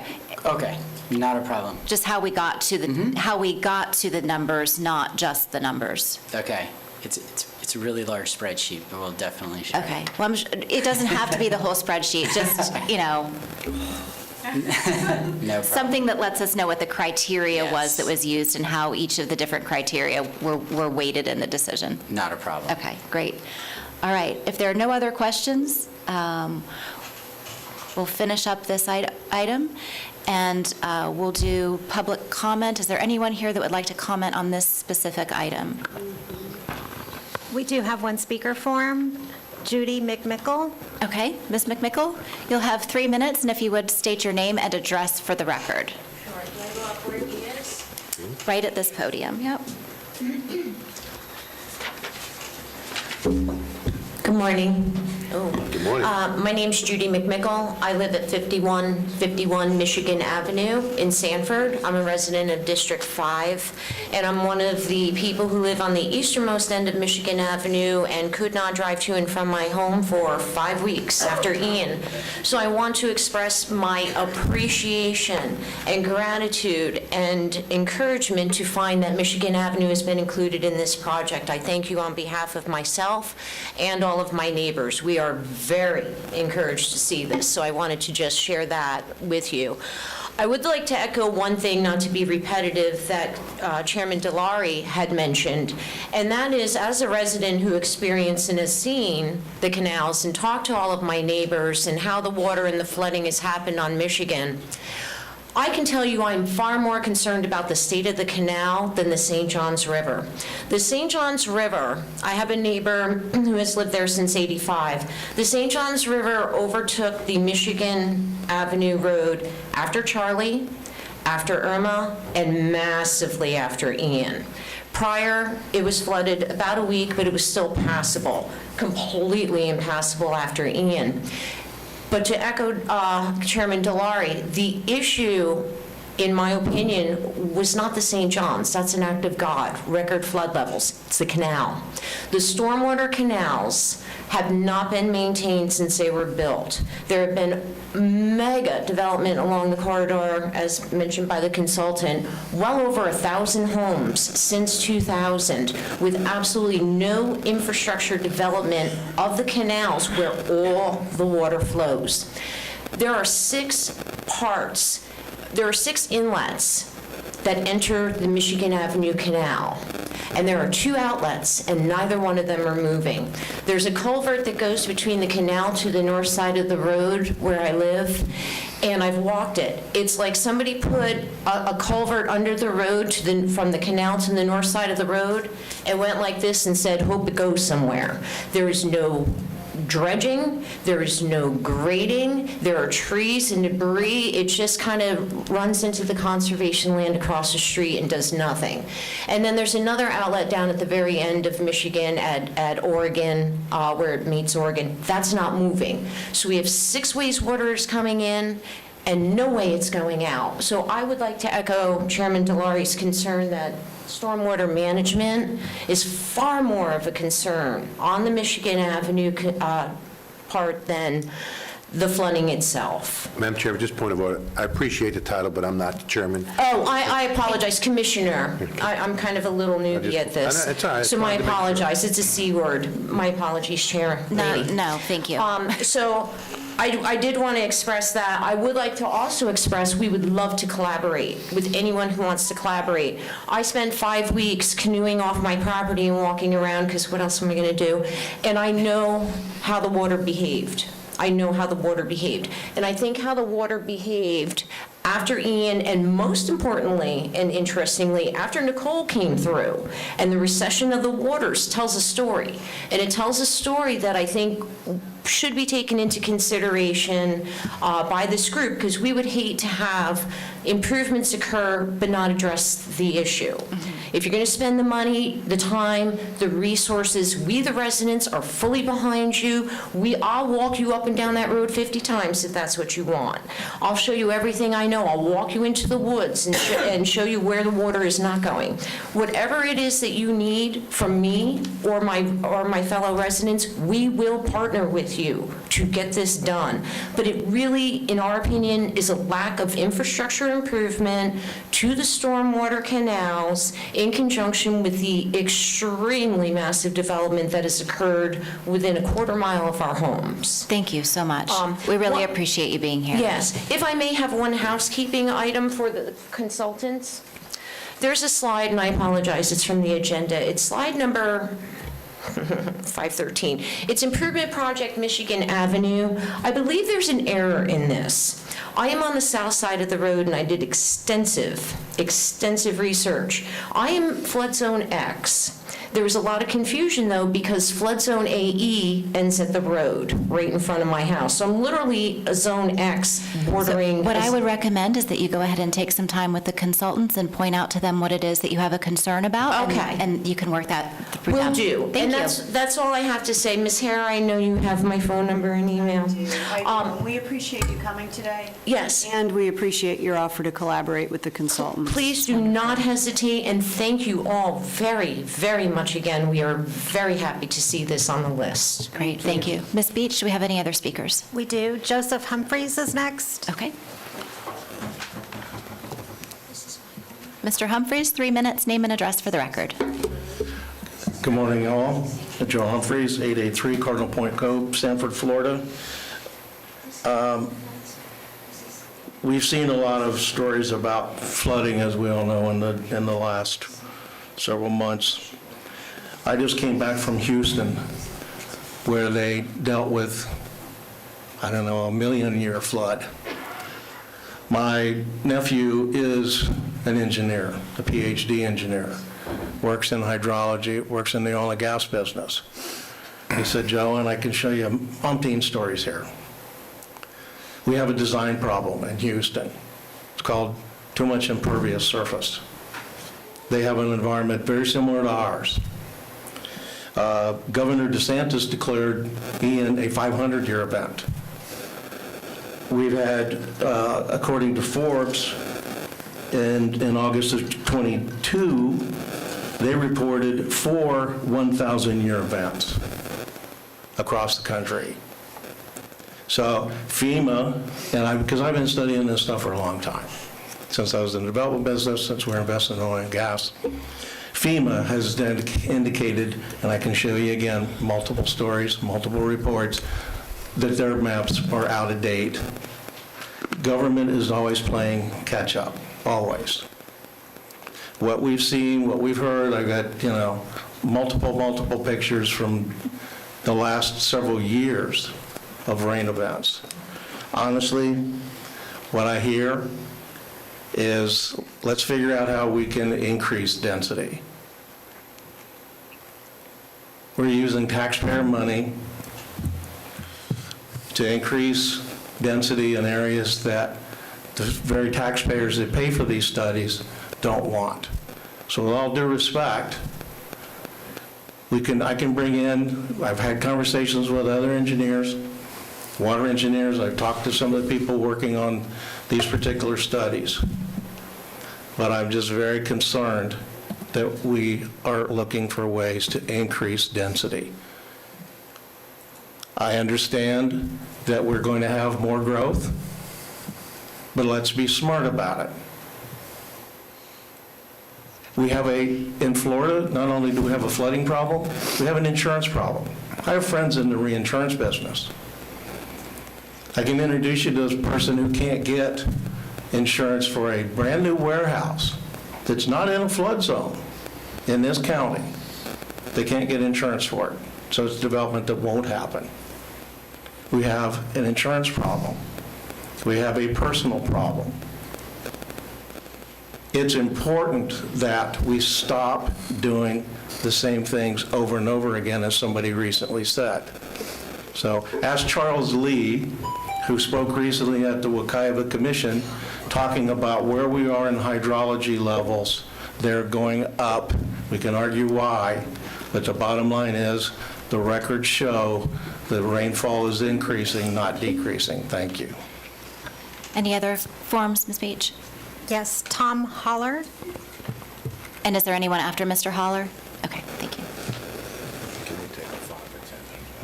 And after Mr. Holler, we'll take a 10-minute break.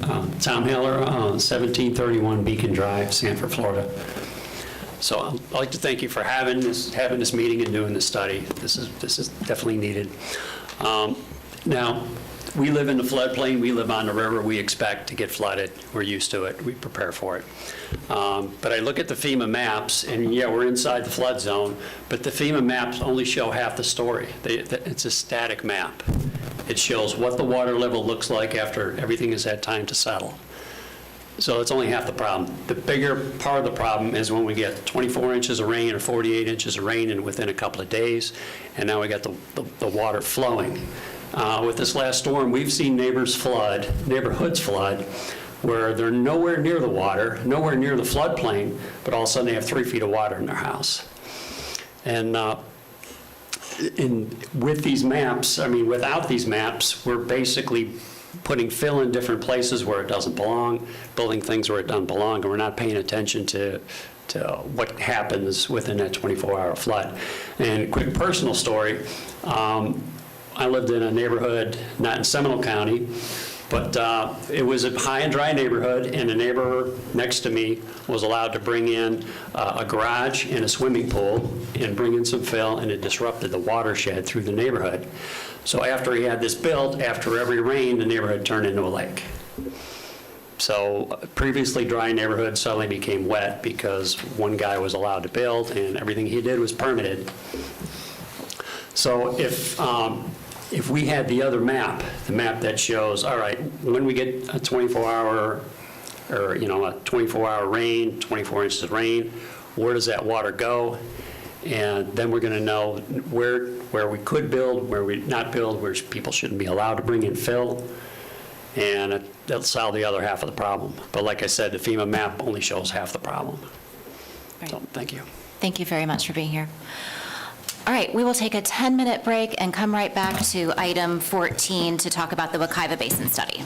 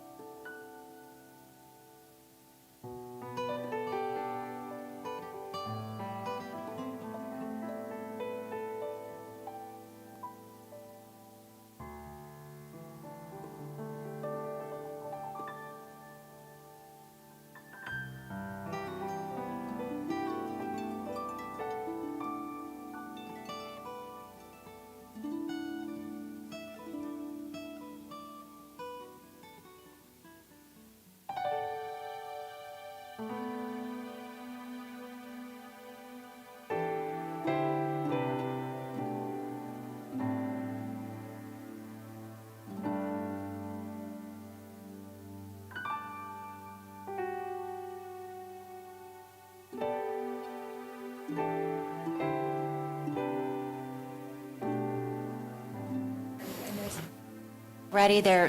We have a quorum, so I'm going to go ahead and call us back to order. I did want to let you all know, during the break, I spoke with Mr. Dredge because there was a comment that was made about maintenance of canals and ditches in part of that last presentation. And from my prior life, I recalled there being access issues and that prevented our county staff from being able to go in and maintain some of those canals. And I confirmed with Mr. Dredge that that is still an issue in a couple of areas. So the county maintains the areas that we have legal access to. There is paperwork already drafted and ready to go for easements if the property owners will allow us, but to date, we have not been allowed. So that's something that we might want to make sure and talk about as a part of this process, is that if county maintenance is important to the overall fix, which it likely is, then we need residents to be helpful in allowing the county to gain access to do the maintenance that needs to occur. Just thought I'd bring you all up to speed on that conversation I had. So with that, we'll go to Mark Allard from Geosyntec Consulting on the Wekiva Basin study. Great, and can you hear me okay? Wow. Yes. Okay, real good. Yes, we can. Well, I'd like to thank you for having me here again. I had the pleasure of presenting before on other basin studies, but we're here to talk about the Wekiva Watershed Management Plan. And again, my name is Mark Ellard. I'm a senior principal with Geosyntec Consultants and the project manager for this project. Now, very similar, there'd be some similarities to the previous discussion, but there's some differences which we'll get into in this basin study. But overall, the meeting goals are similar: to provide an overview of the project, the scope of work that we did, summarize the improvement project recommendations and some specifics in some of the areas that we're looking at, final steps to finalization, and then, of course, solicit your input and questions and answers on the project. A little bit of background is what we're going to start with. Get through some characteristics of the watershed, explain some of the differences that are challenges for the Wekiva watershed, talk about flooding assessment, the water quality assessment we did, identification of deficiencies, and some specific discussions on the Wekiva River itself, some particular issues we're looking at there, as well as some of the special focus we did do on Lake Markham and Sylvan, which were mentioned in the previous Q&A. So to orient ourselves, what we're talking about as far as the Wekiva watershed, it's traditionally been the three basins that make up the western part of the county: the Little Wekiva River Basin, the Big Wekiva Basin, the Yankee Lake Basin. So when we talk about the study, we're looking at all three of those basins, and I'll just collectively refer to it as the Wekiva watershed. So it's about 56 square miles in those areas that drain to the Wekiva. So in a local context, these are the areas that drain to the west to northwest through the Little Wekiva River or directly into the Wekiva River. Now, as part of the watershed includes areas of Altamont Springs and Longwood and Lake Mary. A lot of portions of particularly in the south, are highly urbanized. Well, in the north as well. The south, I think, is a mixture of very older development and really started in the 50s and 60s. And this creates a challenge because you have a mix of the old and the new, built subject to different regulations with stormwater management over time, both from the water management districts when they came on, but also for county regulations. So a little bit in a regional context, which is important for the Wekiva. As I mentioned, this all drains the Wekiva River, which is a tributary to the St. Johns River, and in the middle St. Johns River Basin. So there's a little bit more of a big picture focus on this. In addition to what we typically focus on as far as the surface water aspects, the stormwater aspects of the watershed, the Wekiva spring shed is really important. So that's really focusing on the degree to which we can assess and maybe do improvements above the ground. It may also impact what's going on below ground because there's a direct conduit to the springs and some of those sensitive water, groundwater resources. So that's pretty important. And there's also, as far as regional context, a significant contribution from outside the county, from Orange County, particularly through the Little Wekiva River. So a lot of what goes on in the Little Wekiva River, the county and the cities don't necessarily have full control over what's going on. So it's important to take that into account as well. So our goals of the plan was, of course, to develop an effective stormwater management plan, but also the other affected resources, particularly a look at groundwater and some of the other water resources that can make up the whole holistic picture. Of course, there's been a lot of development in there since in the previous studies. You've heard about the age of the FEMA maps and some of the age of the previous basin studies that are now, in some cases, 20 years old. A lot of development, infrastructure improvements have come in. Wanted to reflect those and see how they influence things. Identify flood-prone areas within basins, which of course has impacts to roadways and buildings and county-maintained facilities. Similar to what we heard in the previous study, updating the 100-year floodplains, that whole process was described as part of this as well, to look at possibility to update that risk information. A little bit what's different about Wekiva is this idea of specifically assessing some water quality improvement needs. There's some sensitive regulatory requirements associated with Wekiva, both river and springshed, which we'll talk about a little bit, that addresses having a lot of the focus also on water quality. And then in the end, the idea is to come up with a roadmap of projects and improvement ideas that the county can then leverage moving forward to make things better in the watershed, and we'll talk about that. So specifically, we go through this scope of work of collecting all the data, the information, and I want to point out very importantly is the stakeholder coordination, not only from county staff, which is very important, but the cities, the public, which we'll talk about, all kind of putting together this picture of what's going on in the watershed, making sure we've covered the bases from data and just from what people know, right, to inform the process.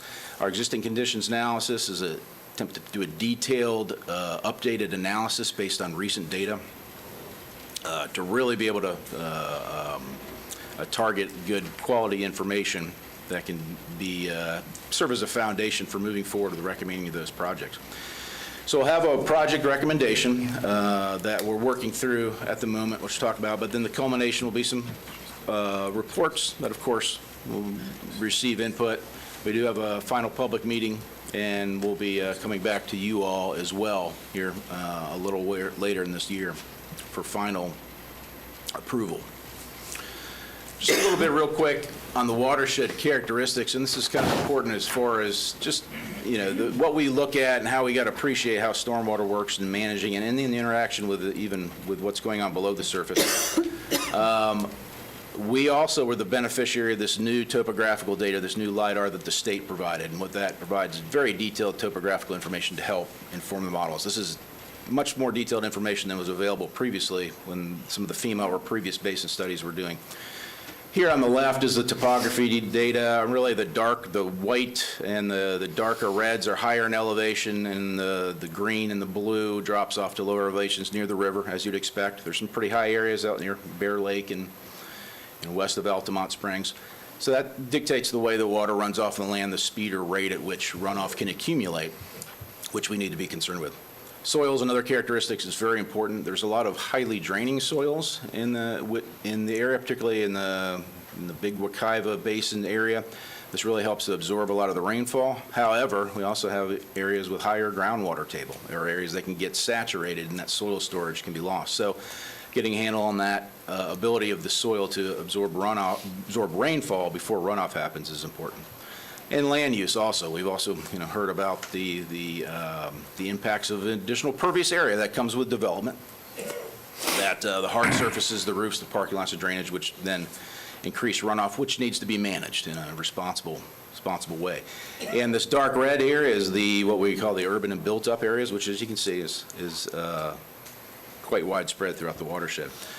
So these help inform our analysis that we go through.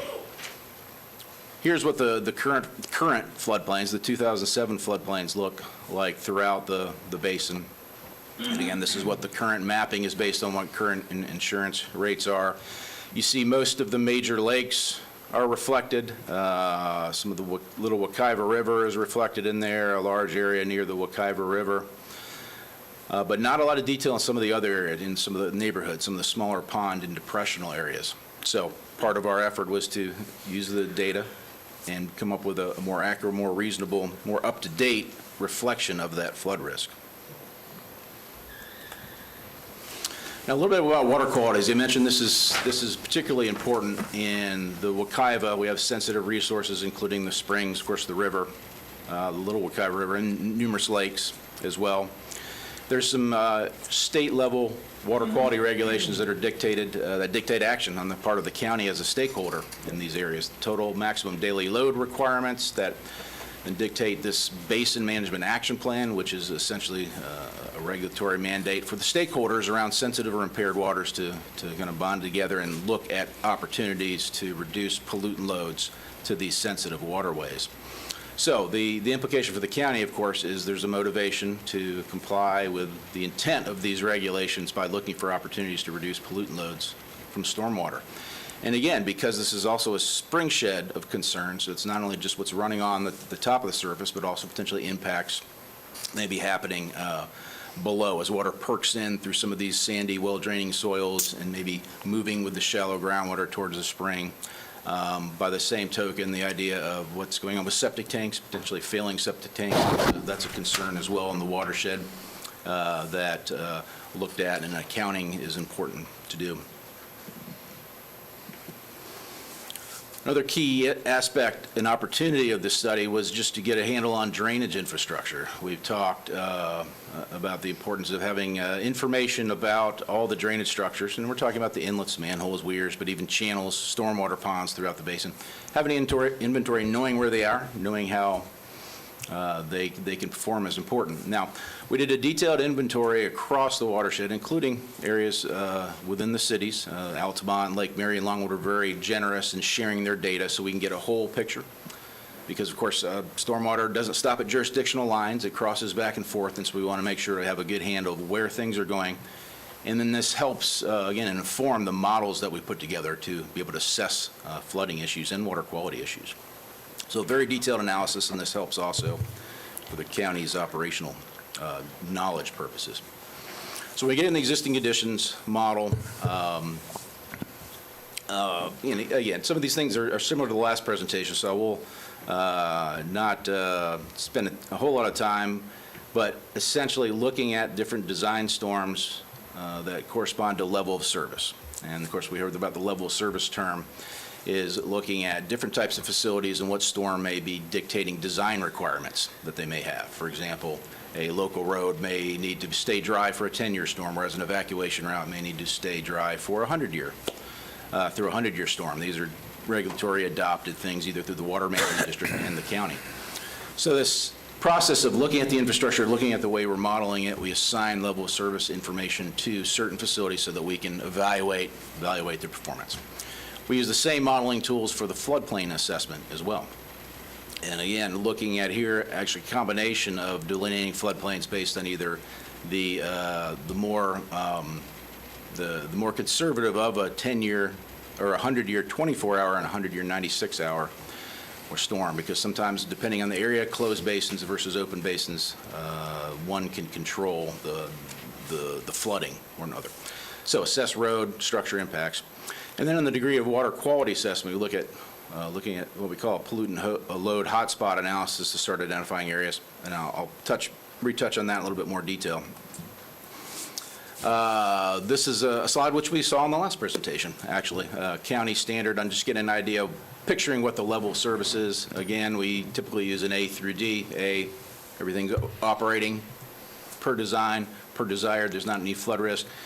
Whereas you go through varying levels of increasing flooding getting out of the facilities and, possibly in the worst case, impacting structures, habitable structures. So when we go through the process of level of service assessment, what we look at is the roadways. Again, assigning different criteria based on the type of facility, road, even distinguishing between a local road versus an arterial or collector evacuation route. Different degrees of importance. Looking at roadways, channels, stormwater ponds, and the bridges, particularly associated with Little Wekiva, and look through and designate a level of service. Now, this is based on our modeling tool, this is one line of evidence that shows there's potential for a facility or some facilities within certain subbasins to not be performing up to standards. So we be able to use that as a line of evidence in pointing towards our improvement projects. Now, just one thing to point out here, you see some large gray areas which don't have the classification color. Those are either areas within the cities or that are just areas like the conservation areas near the Wekiva River that we didn't assign level service because there's no development there and won't be. So again, as was talked about before, we are focused at the county-maintained facilities as far as our assessment. However, our model did reflect all the areas within the watershed, municipal, private, county. Here's a snapshot of what the floodplain results came out of our model. Being, again, we had great new data to be able to do a much more detailed job. Again, based on the more conservative, the 100-year storm events. Between the FEMA and what we delineated, actually a very certain similar percentage to what folks previously mentioned, about a 34% increase in floodplain area. Again, not attributed to there's now new flood risk, but the ability to more accurately define the flood risk that is there. And then get into some detail, whereas the FEMA was focused on rivers and some of the lakes and closed basin areas, also provide some flood risk information for some of the secondary areas and other subdivision areas that previously didn't have the flood risk defined for. And again, this data, as part of this project process, will be packaged for the opportunity for the county to submit to FEMA for map revisions if the county so chooses. Now, for our pollutant load assessments, which again, a little different, looking at the water quality, a few things what we do here. The key kind of targets as far as impairments with the Wekiva are nutrients. And that we're talking about total nitrogen, total phosphorus. Really, nitrogen is kind of the key parameter of concern there. So we want to get an idea of how do we look at particular areas which may benefit from some water quality improvement projects. So we begin to look at how we want to target that. Well, we use the same information we developed for the flood model as far as contributing areas and basins to be able to look at how pollutant loads may work. One thing we do take into account is there is an enormous amount of existing water quality best management practices throughout the watershed. And that's the stormwater ponds, wet or dry, exfiltration systems, other water quality mechanisms. You can't, drive by new development without seeing the big pond, right? And that's been great over the last several decades that when the regulations have come online and had those facilities in place, or those requirements. Again, realizing there are older parts of the watershed that date back into the 50s and 60s that didn't have those things. Again, that's an example of the new and old. Another factor in the big picture of this pollutant load assessment is the idea that there are also septic tanks, enormous amount of septic tanks throughout the watershed, and there's a consideration of how those may be impacting things. Again, that's more on the groundwater, the under the ground level, side of things. So that's we also did an assessment of that as part of the study. Now, the take home from the pollutant load assessment is, again, we use some geographical mapping. You'll look at the areas that may generate relatively more pollutant loads than others. So this map here, you can see, again, a color scale map, red being areas that may generate the most pollutant loads, down to green, which are maybe nominal or areas. And mostly what this point out or resolves itself with is areas that currently don't have any water quality treatment, some of the older development areas. But what this gives us is an idea to start targeting certain areas of the watershed to look at water quality improvement projects. Where are you going to get the most bang for the buck if you spend money on a water quality improvement? You want to make sure you get the most pollutant load reduction for it. So this is very useful. So we take the level of service analysis information, we take the pollutant load analysis, we take what we've heard from the stakeholders, the county, the public, the cities, all this information together, and we look at how it may inform prioritizing some deficiency areas that we may look at for improvements. With regard to flooding, again, county staff, public, the modeling that we did inform this, documented problem areas. We had an enormous amount of information from the 2018 Stormwater Master Plan that had been compiled, complaints, recent storms. We had Faye and Irma we're working with, and then we got Ian. So that was a good bit of information there helping that process. So all those things worked in together. And it was talked about earlier as far as a prioritization criteria or matrix. We did come up with a way to prioritize projects based on these various lines of evidence. For water quality, a lot of what went into the thinking there was proximity to an impaired or sensitive water, the results of that pollutant load assessment, and again, looking at what had previously been recommended for water quality projects that may not have been implemented. So the take home with that, with looking at the multiple criteria to prioritize projects, was this list of top flood projects and top water quality projects, and categorizing them in those two kind of bowls. So there's 14 priority flood projects. We did also have, which I'll talk about a little bit, some particular focus areas as well related to evaluation of Lake Markham and Lake Sylvan. And then also we turned to a special project, really an opportunity to focus on the Little Wekiva River, some of the sedimentation issues there. So this is how it boiled down. Now we'll take a quick note that on the bottom here, that as far when we set this all out and came up with this list, there were already some projects that the county had been moving forward with that showed up pretty high on our list for Hillview, Harriet Estates, San Orlando Springs, and even on the water quality side, some implementation of some improvements in the Spring Lake outfall and Hibiscus Lane. So already projects that were moving forward that would have been in this list, but are already being addressed. Now, what does this look like on a mapping scale? Here on the left is the flooding projects, fairly well spread throughout the county. Again, a lot of focus, as you'd expect, in some of the older areas in the south. Water quality projects, and concentrated fairly well on the south side of the watershed. Part of that is by virtue of a lot of the newer development has happened in the northern area, which, again, there's a lot of water quality treatment going on there. So some of the priority areas are in some of the older areas. Now, when we talk about these areas, both the flooding and the water quality, we are in the process of going through and preparing the detailed concepts for those. And the idea is to provide sufficient information that we can, with a straight face, say these are implementable projects. And by implementable, what I mean is they've been vetted, not only an idea that they will very concretely meet a water quality or a flooding objective, but also they've been costed out and a kind of a benefit cost evaluated as far as how benefit is applied versus the cost to make sure it's feasible.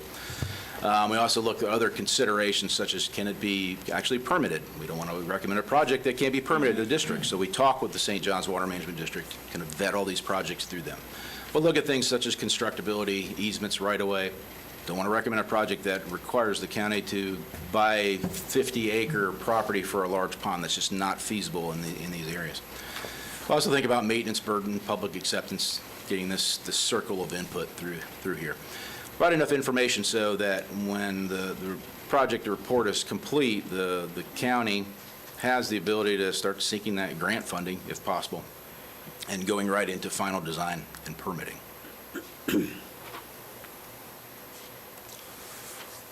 So we'll talk about a few of the focus areas that we have. One is the Little Wekiva River, and we did a special evaluation of this. Now, as you know, it's a primary feature in the southern part of the watershed. It takes a lot from Orange County as it goes through Altamont and weaves through the county on its way to the Wekiva River. One of the issues with this, it's a highly urbanized in many areas, so there's very high velocities, particularly during extreme storm events, stages rise and fall, and there's a history of erosion, a lot of erosion and sedimentation, and eroding of the banks, eroding of the areas around some of the structures, and then these flashy floods carrying those sediments downstream. And so areas from upstream, sediment ends up downstream, and that causes issues both on a water quality concern, but also on a conveyance issue as well. Now, the good news in Wekiva is over the years, there's been a lot of improvement projects through there. The Altamont's implemented, the county has implemented to help try to control sediments. Again, you don't, you could armor and concrete the entire river and prevent all sediments from happening, but that takes away some of the natural angles. So it's a battle of, looking at and picking your points of doing it. So we're going to take the opportunity to evaluate those projects, look where they were spaced, how effective they've been, but where are the opportunities, the next opportunities to go. And in fact, there's the current project, which you likely know of, that is near Ibis and Delk Roads here in the lower parts of the Little Wekiva. That's currently going through design and permitting. They'll do just that. Another key aspect of the Little Wekiva, and it's also driving this a little bit, was from a couple years ago, the Senate Bill 976, which was basically a focus from the state to look specifically at the Little Wekiva River and what's been happening, what's been improved over the last 20 years or so, and kind of give a snapshot of its current health. So we were informed by that process as well, because there was a report issued last year by St. John's Water Management District regarding that. So a little bit, how does the Wekiva, look? This is a profile of the Wekiva. This is a little busy with some of the line work, but the blue on here in the bottom is the bed elevation. It ranges from about 55 feet to 5 feet, which is a drop of 50 feet or so, which kind of seems kind of crazy in Florida, right? But nevertheless, that's what it is. So you can understand how it picks up some of the velocities. Now the pink and purple lines are just the top of bank, estimated top of bank, which you can see presents another problem. It's not very smooth, it's not very regular. That just kind of indicates the irregularity of the river. That creates some challenges. In green and some of the orange are some of the bridges or box culverts that go along its way. And here's just some references on top of where we're talking about the different crossings, but also pointing out some of the areas where there has been some of those improvements. Again, through many of the areas throughout the river, there has been some improvements already. So we're going to look and focus on where are the opportunities in between those, or are those working well? Is there replacements that need to be done? All that. So that would be a kind of a holistic assessment of the river, past, present, and where it needs to go future, to provide some solid recommendations to help the issues. Okay.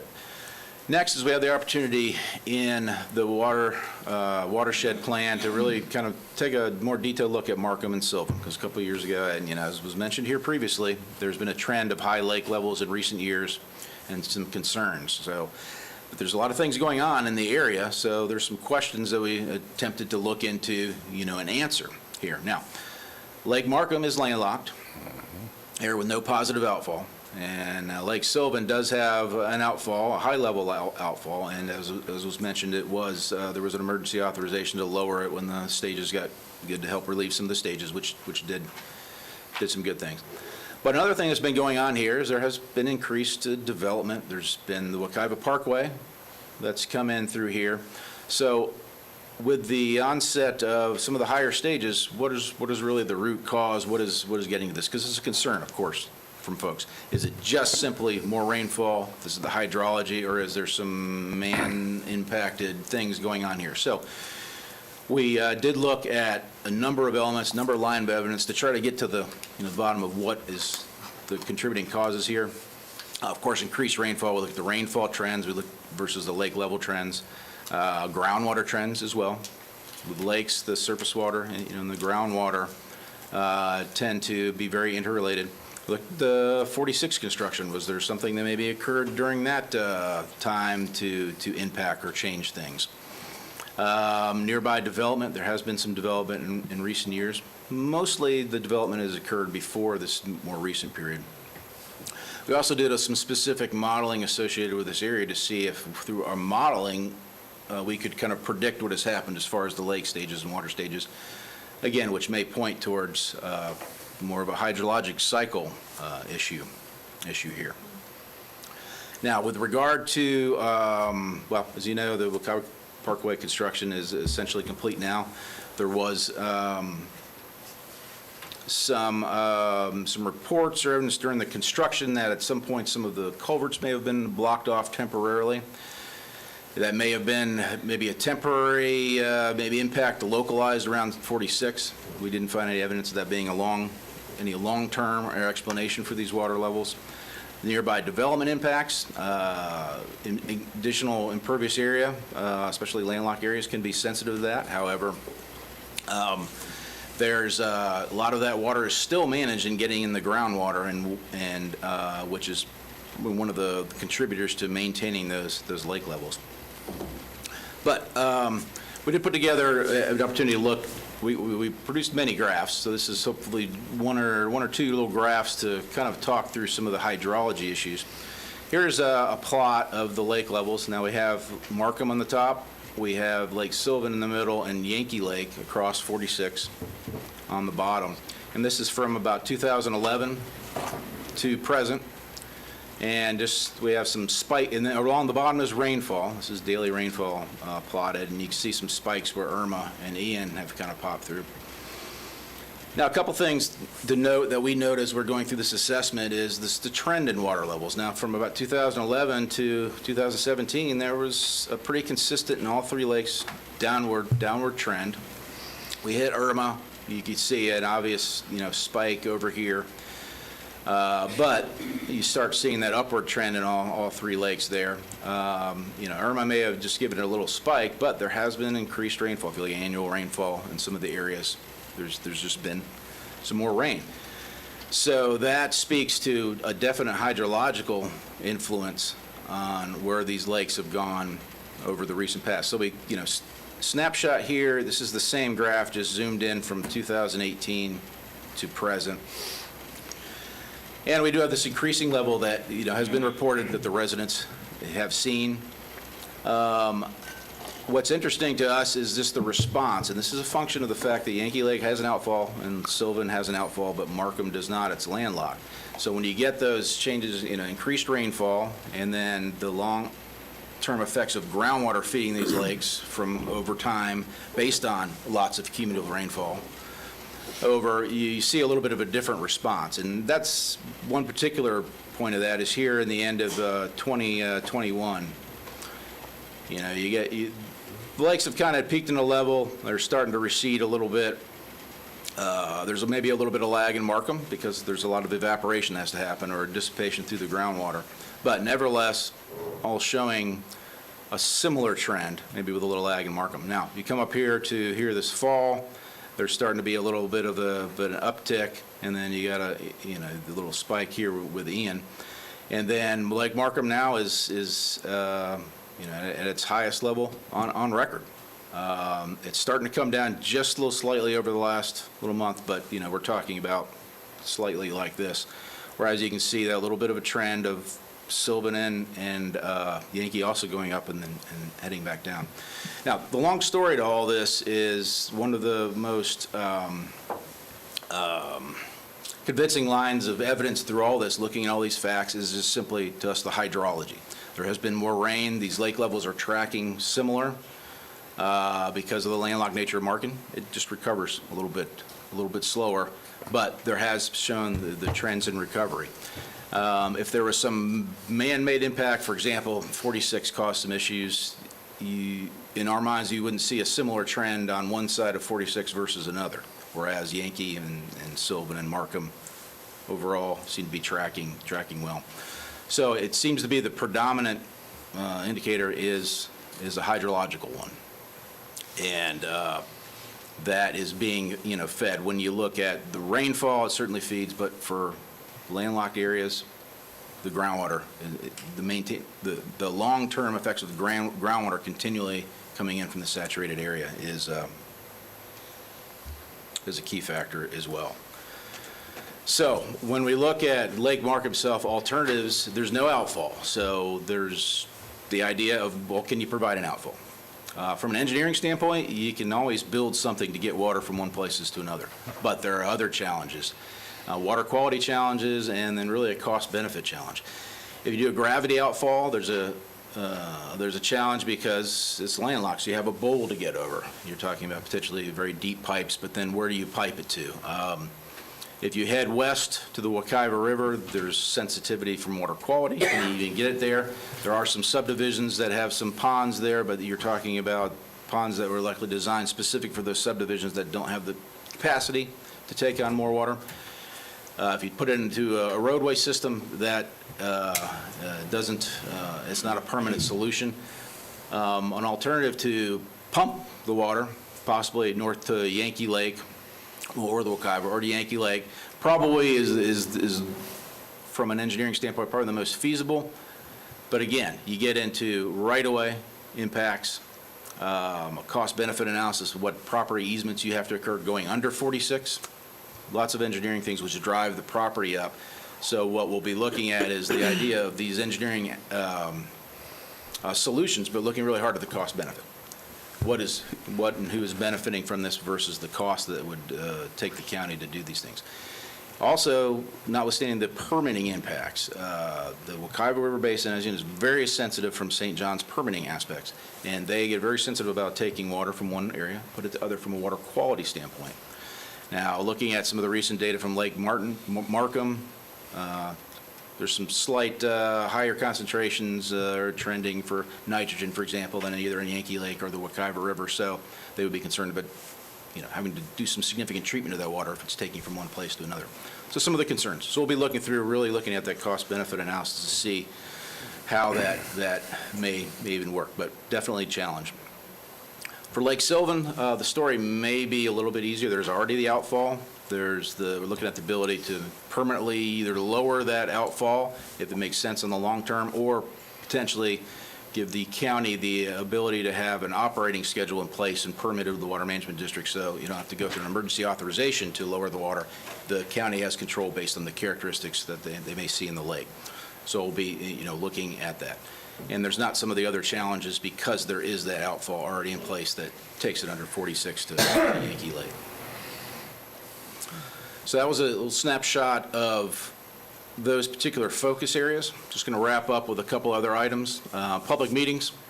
We did have an initial meeting back in May of 22 out off Markham Woods Road, and introduced the project to citizens, but really important to get their input.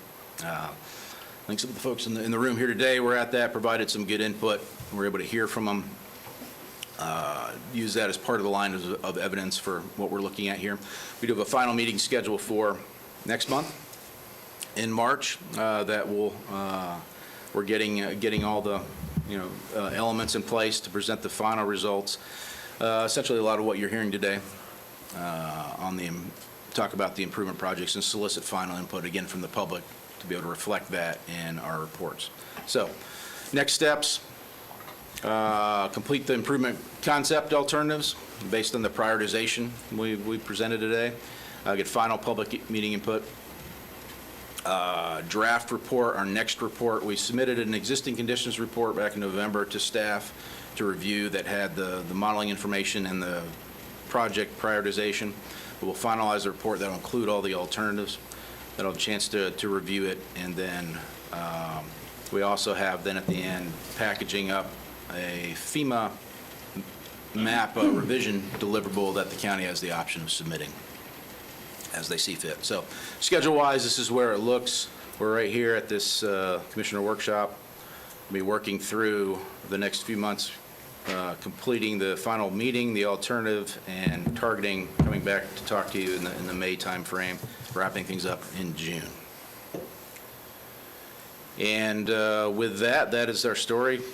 Again, I'd like to thank the opportunity for us to be able to work on this project with you for Seminole County, and would love to answer questions. Thank you very much. Any questions for Mr. Ellard? Commissioner Herr, taking a deep breath is not raising your hand. No, She got her hand up first. That's good. Very unusual. I appreciate the work that you've done. The reason I brought up the question in the earlier study of these two lakes is because there is some general chatter and confusion that one study can impact the other study. And so you did a really detailed write-up here of the impact of this study on these two lakes, and I appreciate that. But there is just general chatter around the notion that because of the development at the other end, and these lakes are now sort of not flowing the way they used to flow, even though it never flowed. I hear that loud and strong, but this is the discussion, so I was getting it on the record. I would point out that the solution for Lake Sylvan is long overdue and seems relatively easy. Of course, it's easy for me to say that, and I would really like to see us prioritize that It does not seem to be a need for great infrastructure advancements. It is about cutting government red tape and allowing local government to manage the situation more intentionally than what is happening now. So that is, I think that was a great find and a great solution. Now we just got to get to execution. Any other comments or questions? Commissioner Zembauer? Just want to make sure that I heard properly. You're saying you found no man-made impacts that resulted in your findings? So can you clarify that? Yeah. And then I want to talk a little bit about physics, which may be for both the consultants. Yeah, and I'm glad you brought that up. Let me clarify that, Commissioner Zembauer. I think technically I'd say no specific hit over the head obvious influences. Cannot rule out influences that may have happened through some man-made activities. Is there some slight changes in hydrology within the basins because of new development? Was there some temporary or things that associated with the 46, the Wekiva Parkway construction that may be influencing things? Cannot completely rule that out, but we did not see any compelling evidence that that is the driver for what is happening out there. It's one of those things, unfortunately engineers like to do studies, but really pinpoint a smoking gun in one of those areas would take an enormous amount of investigation and work. So we try to be very judicious of what we can with the data, and if there's nothing specifically compelling that jumps out at us, that's the kind of conclusions we come to. But we do feel there's a compelling answer from the hydrology side of what's going on. Yeah. Tags on that, if I may. That's up to Commissioner Zembauer. Sure, go ahead.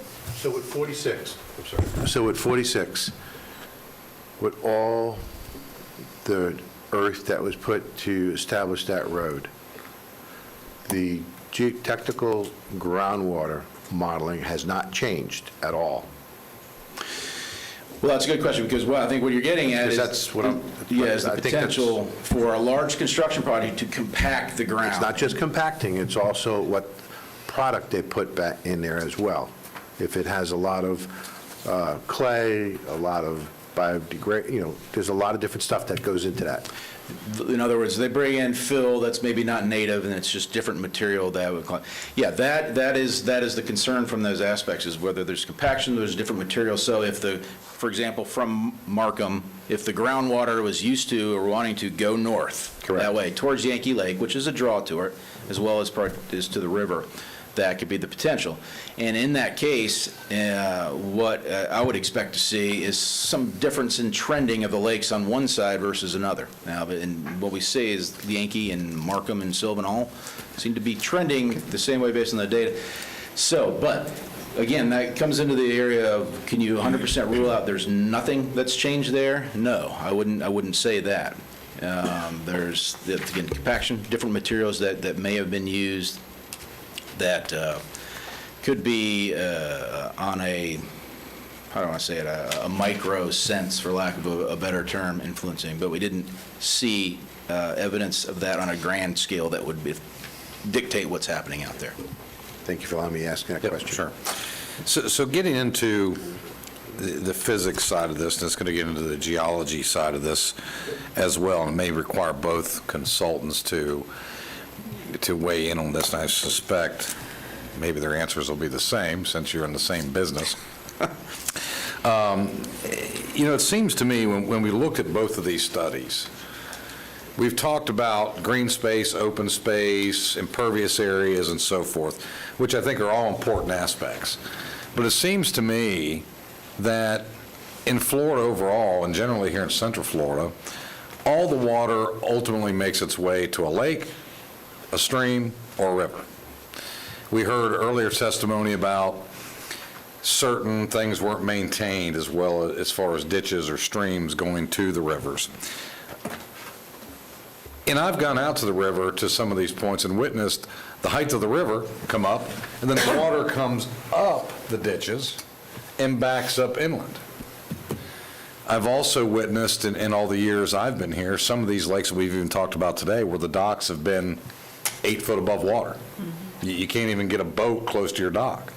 And so it seems to me this is more about a staging and timing issue, meaning if we have impervious area where the water and runoff is going into the ground at some point, and the lakes are coming up and the river's coming up, by the mere nature of our drainage model, as all those water bodies increase, the level just comes back upstream to where the drainage was once to occur. So I'd like to know from that aspect, is this more of finding holding areas more so than improving what's going on? Because if it's going into the ground, wherever it's going to the ground, it's going to a lake, it's going to a stream, it's going to a river, those are going to come up in rain events. The cycle I see here is over a period of whatever that may be, 10 years, 11 years.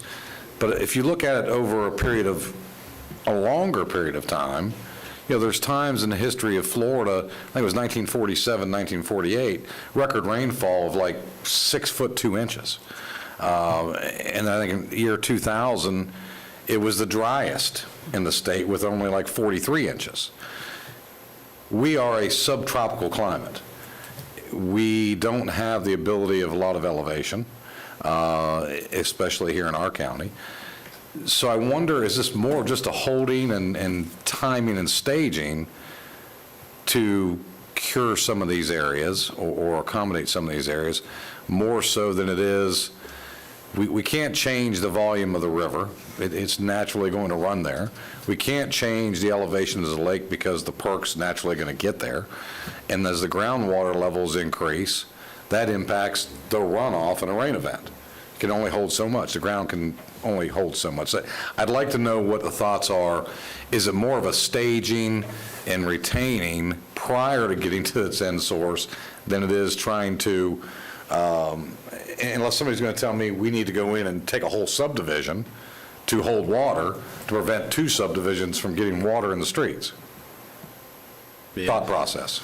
Yeah, a lot to unpack there, but, so, a couple things is yes. I mean, one thing I think we can all agree on is hearing these issues and us, on our side living it, is the interaction of all these things. I think there's the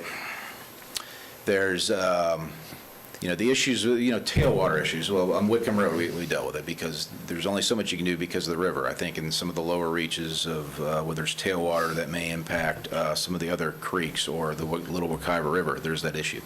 So there is a storage and timing issue. A lot of the development that may have occurred early on wasn't very respectful of floodplain storage. Maybe a lot of things got built in a dry year, right? We haven't seen it. It's been dry for 5 years. It's kind of okay to hear there. But then we see the results of it later, when we do get those wet years and the areas that the water always wanted to get into, they want to get back there and cause issues. So I think those are kind of the holistic things, which is the benefit of the watershed studies, being able to tie everything together. Because as development happens, sometimes, as you know, it's piece by piece, and there's controls on each piece. But how things may work in the grand scheme of things all work together, particularly when you're mixing old and new development, is a bit of a challenge. So, where we put these models together, put this information together, and look holistically at the watershed from a combined basis, allows us to look at those things like the timing, the storage, what historically may have happened or been. Need to be addressed on that. And, it's a philosophical thing, as well. We've talked a little bit, people talk a lot about, we need to have a different mindset in stormwater management, look at more green infrastructure, low impact development type practices, which instead of the big pond is looking at a lot of little things that manage things better, more back to the way Mother Nature used to do it, infiltrate on the spot, get things into the groundwater, rather than collecting it all in one spot. But even that has its challenges because, particularly with the Wekiva, as we've mentioned, in a lot of areas you can just try to get the water in the ground and then you can kind of forget about it. In Wekiva, that's not. Not only there's a water quality issue, that water going in there, but landlocked lakes and everything, where they're you get the rainfall, but then you get the long-term slow contribution of groundwater that can impact things as well, so. So this is interesting information, and thank you for that. And I have a different view in optics, because in my district, there's not a lot of development that occurs. It tends to be more rural. But yet, 2 years ago, I was called to a property of an individual who literally had water throughout the entire yard. There had been a lot of rain leading up to that time frame. He'd lived there 20-some years, never had, just other than an afternoon spotting of rain, little puddles in the yard. How does that happen when there's no development going on in that area? I mean, there's no development that has happened within this gentleman's proximity for, the way the crow flies, at least 7 miles. Close to the Econ, close to the St. John's, but yet he's never seen that. Now, we went back and pulled historical records, and we obviously saw his entire property flooded back in 1949 or whatever it was. But is not some of this natural cycles of, based on how much groundwater saturation there already is, based on how much rainfall, based on the levels of the river, with the waters coming south of us, moving north? Yeah, it can be a big factor. I think I'm kind of familiar with the area you're talking about there in eastern Seminole County, and yeah, there's the idea of cumulative rainfall just slowly saturates the subsurface. There's not as much soil storage. But there's also the idea of what will lead up to that. Is there a dry period that you just didn't see things for 10 years? All of a sudden you see something. Hey, we've never seen flooding here. But you look back at some historical records and you can see, well, this was a wetland, once. But all things work together. Maintenance of infrastructure. You have a lot of issues, I think particularly in the eastern part of the county, where the county doesn't have the rights to maintain some of these drainage ditches. Thinking like out near Lake Proctor and some other areas where don't have easements to be able to maintain the structure. So is that a part of the story? Is increased rainfall a part of the story? They can all kind of accumulate from different areas. But I think, to get back to your question, natural hydrology can be a big explainer for some of those situations. Thank you. Any further questions or comments? Commissioner Delary, then Commissioner Constantine. Thank you, Madam Chair. And I'm not going to repeat the questions or the comments I made earlier, because I think some of them will overflow to you as well. When we talked about flooding and water quality in your improvement project priority list, I'd like to see some type of a ROM on it so we understand how much money we're actually talking about, so we can judge what the cost-benefit analysis would be to different projects.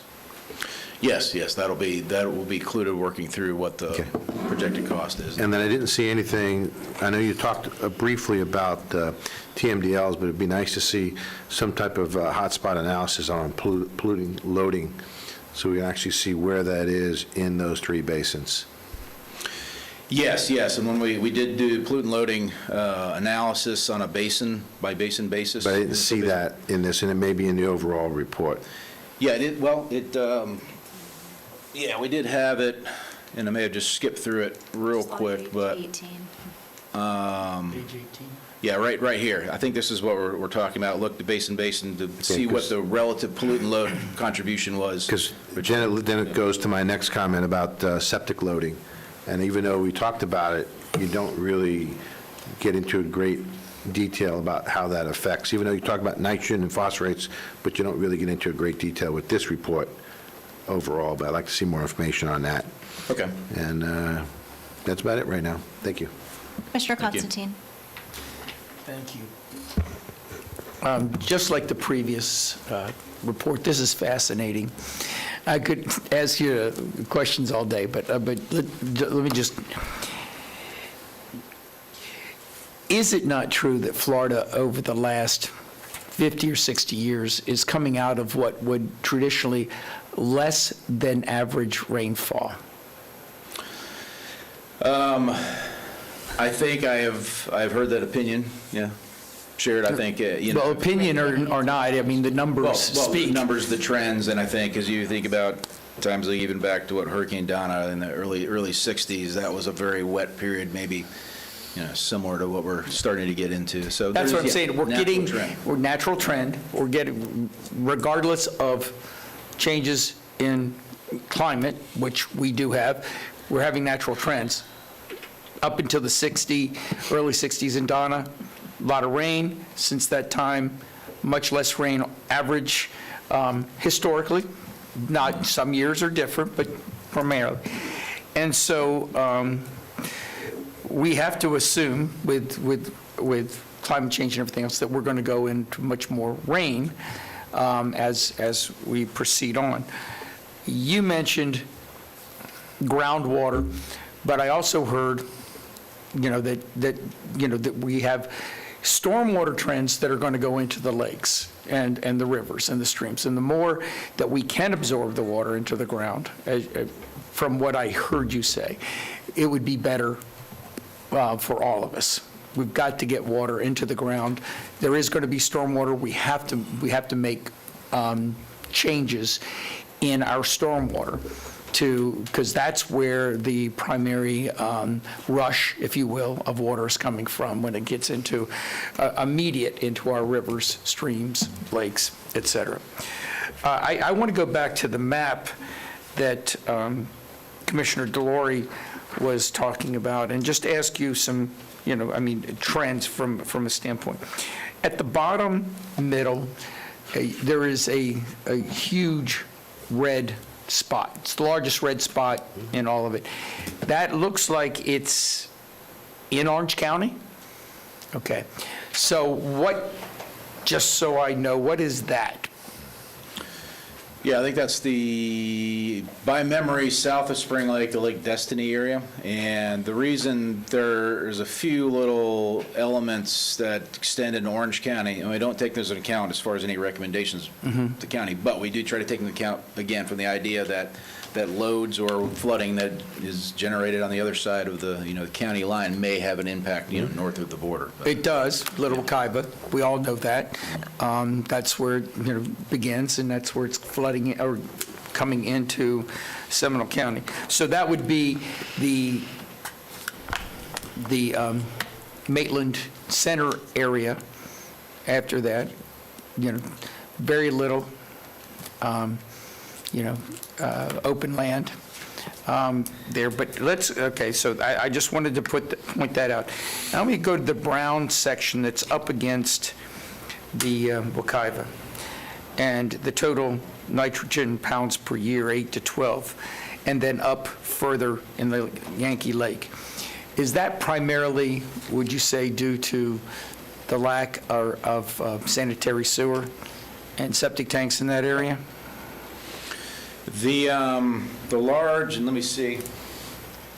So you're talking about right in this area? Middle, yes, sir. And then all the way above, up there. And yep, all the way above.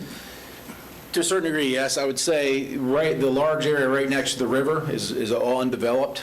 And what's being reflected here is kind of a base load that that nitrogen generates from kind of naturally occurring areas. There is some load there. Okay. This particular data right here there's not that specific linkage back to sanitary sewer or not. Okay. It's purely kind of what's stormwater runoff load. That's what I was going to say. And the other cause would be the stormwater runoff that's going into that natural area and then going in. Okay. Because that's where it naturally flows. It's flowing north, it's coming up there. It's stormwater that's coming in there. Okay, thank you very much. Thanks. Any other questions? If not, I have one that's going to just follow in line with TMDLs. I'm so sorry to do this to you. Numbers without a framework are just numbers. So can you tell us what would be the trigger for total maximum daily load? Hitting something that would be, I don't know if it's a Mrs. Wetzel question or a Ms. Ornberg question, but 0 to 2, okay, it's green, that's great. 13 to 19, give me what's good, what's acceptable, what's bad, where should we start, waving the red flags? Kind of put some context. Yeah, give me some bit. context to the numbers. Yeah, because these are just numbers, and what do they actually mean? What do they mean? I'll try to keep Short story. So the total maximum daily loads, the Wekiva is a strange one. Lake Jessup, for example, there was a load, they said, okay, all the stakeholders on Lake Jessup, and I don't remember what the number was, but you shall, as a collective, maybe reduce 100 pounds of nitrogen a year. And then if you do that, you've met the maximum daily load that the lake can, supposedly handle. And then that divvies up between the stakeholders, the county does 5, reduces 5, somebody else does 10. But in the Wekiva was a little different because of and there's, different conversations about why it ended up there. With the complexity with the Wekiva, with the surface water and the spring shed, the above ground water, is they didn't do that. The DEP, I think, was under some, and we're actually talking about this the other day, DEP was under some timeline and time frame to get it done and get something on the books. So essentially what they ended up with is we don't necessarily have a number for you like we do in Jessup or other areas. Your charge as stakeholders is to reduce pollutant loads by some number. So long story short, to say that the targets you hear, is looking at these it's looking for net benefit. Hey, what can the county do to start reducing pollutant loads? So the ability to take some of these numbers and find something to reduce them is good. So if you look at in terms of a yellow area, that's 67. 6 to 7 pounds a year of reduction is pretty good, for nitrogen. But is there a specific target it's chipping away at that has not been established? So the county's kind of in a good neighbor, I would think, situation and knowing do good. Now, one day there may be the number, and like in Jessup, the county was in a good shape before that came down and wasn't, I think, unduly burdened. So the idea is to try to chip away at that, so when it does happen, when it does come down later, that they're in a good position. So not a direct answer to your question, but some background and Right. a shot at it. So. Well, I think that's really helpful to understand is that we don't have a target in this particular area. And I'm not saying certainly that reducing any amounts isn't a good goal, but we don't, as a body, we don't have the ability to say we are at X and we should be at Y, and therefore we will do, because as we're creating our return on investment analysis, this comes into play, and without a target, it's hard for us to know how much are we willing to invest in lowering numbers that are somewhat nebulous. Does that make sense, or am I off base? Yeah, it does, and I will follow that. Yeah, there is a challenge when we talk about the flood benefit, which is fairly prescriptive. The water quality benefit, we can show a benefit, but then the context part of it is a little bit of a challenge, which we'll try to do. Well, and another thing that came to mind, which I'm not sure if I specified here, is it's going to be a challenge across the board, because even though we separated this list of flooding projects and then water quality projects, when we're addressing the flooding project, we will be looking also for water quality opportunities there, because that may be very low-hanging fruit or easy to improve water quality while you're doing a flooding project as well. So hopefully that'll help to chip away at things across the board. Commissioner Zembauer, go ahead. Oh, go ahead. Well, my only other comment / question to all of the dock builders in Seminole County, please start building floating docks. We have folks that are investing more money in some cases than their homes that they're living in these docks. And I remember when I was supporting District 5, getting calls from folks that lived on Sylvan Lake, just furious as could be because they couldn't get the boat to the dock that they just built.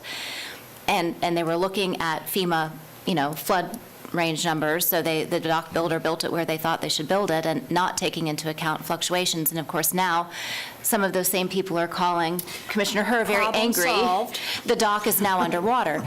So, that's just kind of my comical but serious note that we need to be looking at a different type of, if you're building a dock, build a floating dock. Look at the fluctuations over the history of these lakes. It just doesn't make sense to pick a fixed number. That's my 2 cents. Mr. Zembauer. Thank you. Getting back to the flood improvements or the drainage improvements, I think it would also be valuable to us to understand if there is a way to measure it. If a proposed benefit to one of the projects that have been identified, have we identified, by doing that project, does that impact the water quality adversely here, but helps it over here? I think we should know that as well. Yeah, we do take that into account, and in fact, one of the permitting stipulations, particularly when you're doing retrofits of drainage systems that get permits through St. John's, is that you are not negatively impacting water quality through your project elsewhere. And so, yeah, that is definitely a consideration, to not just transfer a water quality problem from one solved area and just kind of kick it down the road. Right. And then finally, when you plan these or these proposed changes, how are you considering events such as Faye and Ian for localized rainfall in a given area of, say, 18, 24 inches in a matter of 24 hours? Maybe that was a huge, unusual rain event for, a 10 square mile area, but will affect downstream, of course. How are you looking at that to ensure that's captured? Or are we not? Well, or can you even engineer for that? Well, it's kind of interesting. So, very interesting, in fact. We do our engineering methodologies as far as the storms, which are specific design storm events, the 10-year, 2400, whatever, FEMA used. So we live in this kind of design storm world because that's what makes sense, and what keys into the regulations. So we, inform our recommendations based on that. But those don't take into account the actual real storms that are irregular. They're not that perfect bell-shaped 24-hour, distribution. So the hope is that by, providing enough information within the realm of the specific design storms, that you can at least infer the issues that would happen with those type of real-world storms. Now, with that being said, we do reflect in the analysis, we use real-world storms to kind of verify and calibrate our models, for example, Irma, and then we got some good data from Ian, obviously, that we're able to check to make sure the predictive capabilities of our model seem to match real world. You don't want a model that, doesn't predict the real world very well. So everybody use that to kind of inform it. But that is a challenge moving forward with the idea that hydrology, we're going through that cycle again, maybe up, and hydrology may be changing because of climate factors, however those projections, may work. Things are constantly, changing. You can't be dogmatic and hang your hat on one thing, and that, that's the answer, so. And that's getting more to my point on what you refer to as the real world. We have the 25-year, the 100-year, the 50-year. Now we're hearing 500-year events, 1,000-year events. I'm assuming we're going to hear a 5,000-year event sooner or later, or somebody along here will. So I guess the answer is, based on history and historic events, is what's driving the engineering model for best practice. Yes, the responsible engineer learns from the past and tries to, but you're never leverage that going information moving forward. Yeah. You're not necessarily ever going to be able to predict some event that may cause flooding. Right, and and yeah, you're all right. We call a lot of things 100 this, 100 that. Or Ian was this. And is that, are you saying it's the, that was a 100-year event, or are you saying it's the 1% chance annual event, that it just has 1% of a chance happening, because, that's a little bit of misnomer. So there's a terminology, issue as well. But we have seen a lot, and the lake, the lakes in particular are very sensitive. Back to the comment about docks, it's not a unique thing to either Markham or some of the other lakes in Seminole County. We're working a big sand lake in Orange County, and I don't know if you know any of the folks down there, it is the same thing with $300,000 docks. They're either too high or under the water, and people just want to know what the answer is, and the lakes are tough because they change over time. So sorry about a little bit of a tangent, but no, thank you. I think that answers my question. Thank you very much. Well, the only constant is change, right? Right. And I think one of the things that I heard from our earlier consultant that was messaged subtly, but I heard it loud and clear, is we have to determine what our level of risk is. And there may be best practices, and you all can do all of the modeling, but in terms of an investment of taxpayer dollars, we have to determine what the level of risk is that we are going to compensate for or mitigate for. We could make everything have to be built to a 500-year storm and require every house be built on stilts and make, like, we somewhere in the real world, there is a level that we have to determine, and it won't work for every property, and it won't work for every person, but that's what we're going to have to be figuring out. It's correct, and if we did do that, there's unintended consequences that would impact someone else, another property, which we would be in a vicious circle of just continuing. Commissioner Herr. I do think that outside of the studies and changes to infrastructure and maintenance of infrastructure, there's an opportunity for us in government to lean in a little bit more with education. Living on a lake in Florida is different than living on a lake in most of the rest of the country. We're a peninsula. There aren't many of those. And we have so many folks moving into the state that do not understand that when they're acquiring property, building a dock, building buildings too close to the water, et cetera, et cetera. So I think we do have an obligation to better educate and provide the information so that people can make their own informed decisions about the risk they're willing to take with their life savings. Any other questions for us? Do you feel like you have the feedback you need? Yes, great. Between some of the feedback from the previous presentation and this, we got some good information to go by, and we really appreciate the input. Great. Well, thank you for your time. And unless there is nothing else this morning, we will recess for lunch and come back at 1:30. Are you going to have any public input? Oh, for heaven's sakes. Thank you. There is no public input. Thank you. Oh, Mr. Humphreys. Maybe we So, ought to- Mr. Humphreys, so your comments or questions will be related to this particular basin study that was just presented? And not something in Houston? Not what? Not something in Houston, correct? No. Okay, good. So, Yeah. Yeah. And so you're going to be the student example of the day. From now on, forms need to be given to Ms. Beach prior to the discussion starting. Well, I'll make that announcement this afternoon as well. Please. Okay, Joe Humphreys, 883 Cardinal Point Cove, Sanford, Florida. First of all, I agree 100% about education. I've been duck hunting since I was 6, 7. Lake Markham is the most unique lake that I've ever been on, lived on, had anything to deal with. It's a very, very unique water body. I want to commend the engineers that have been working on this particular basin, because I've had some conversations and communications with them.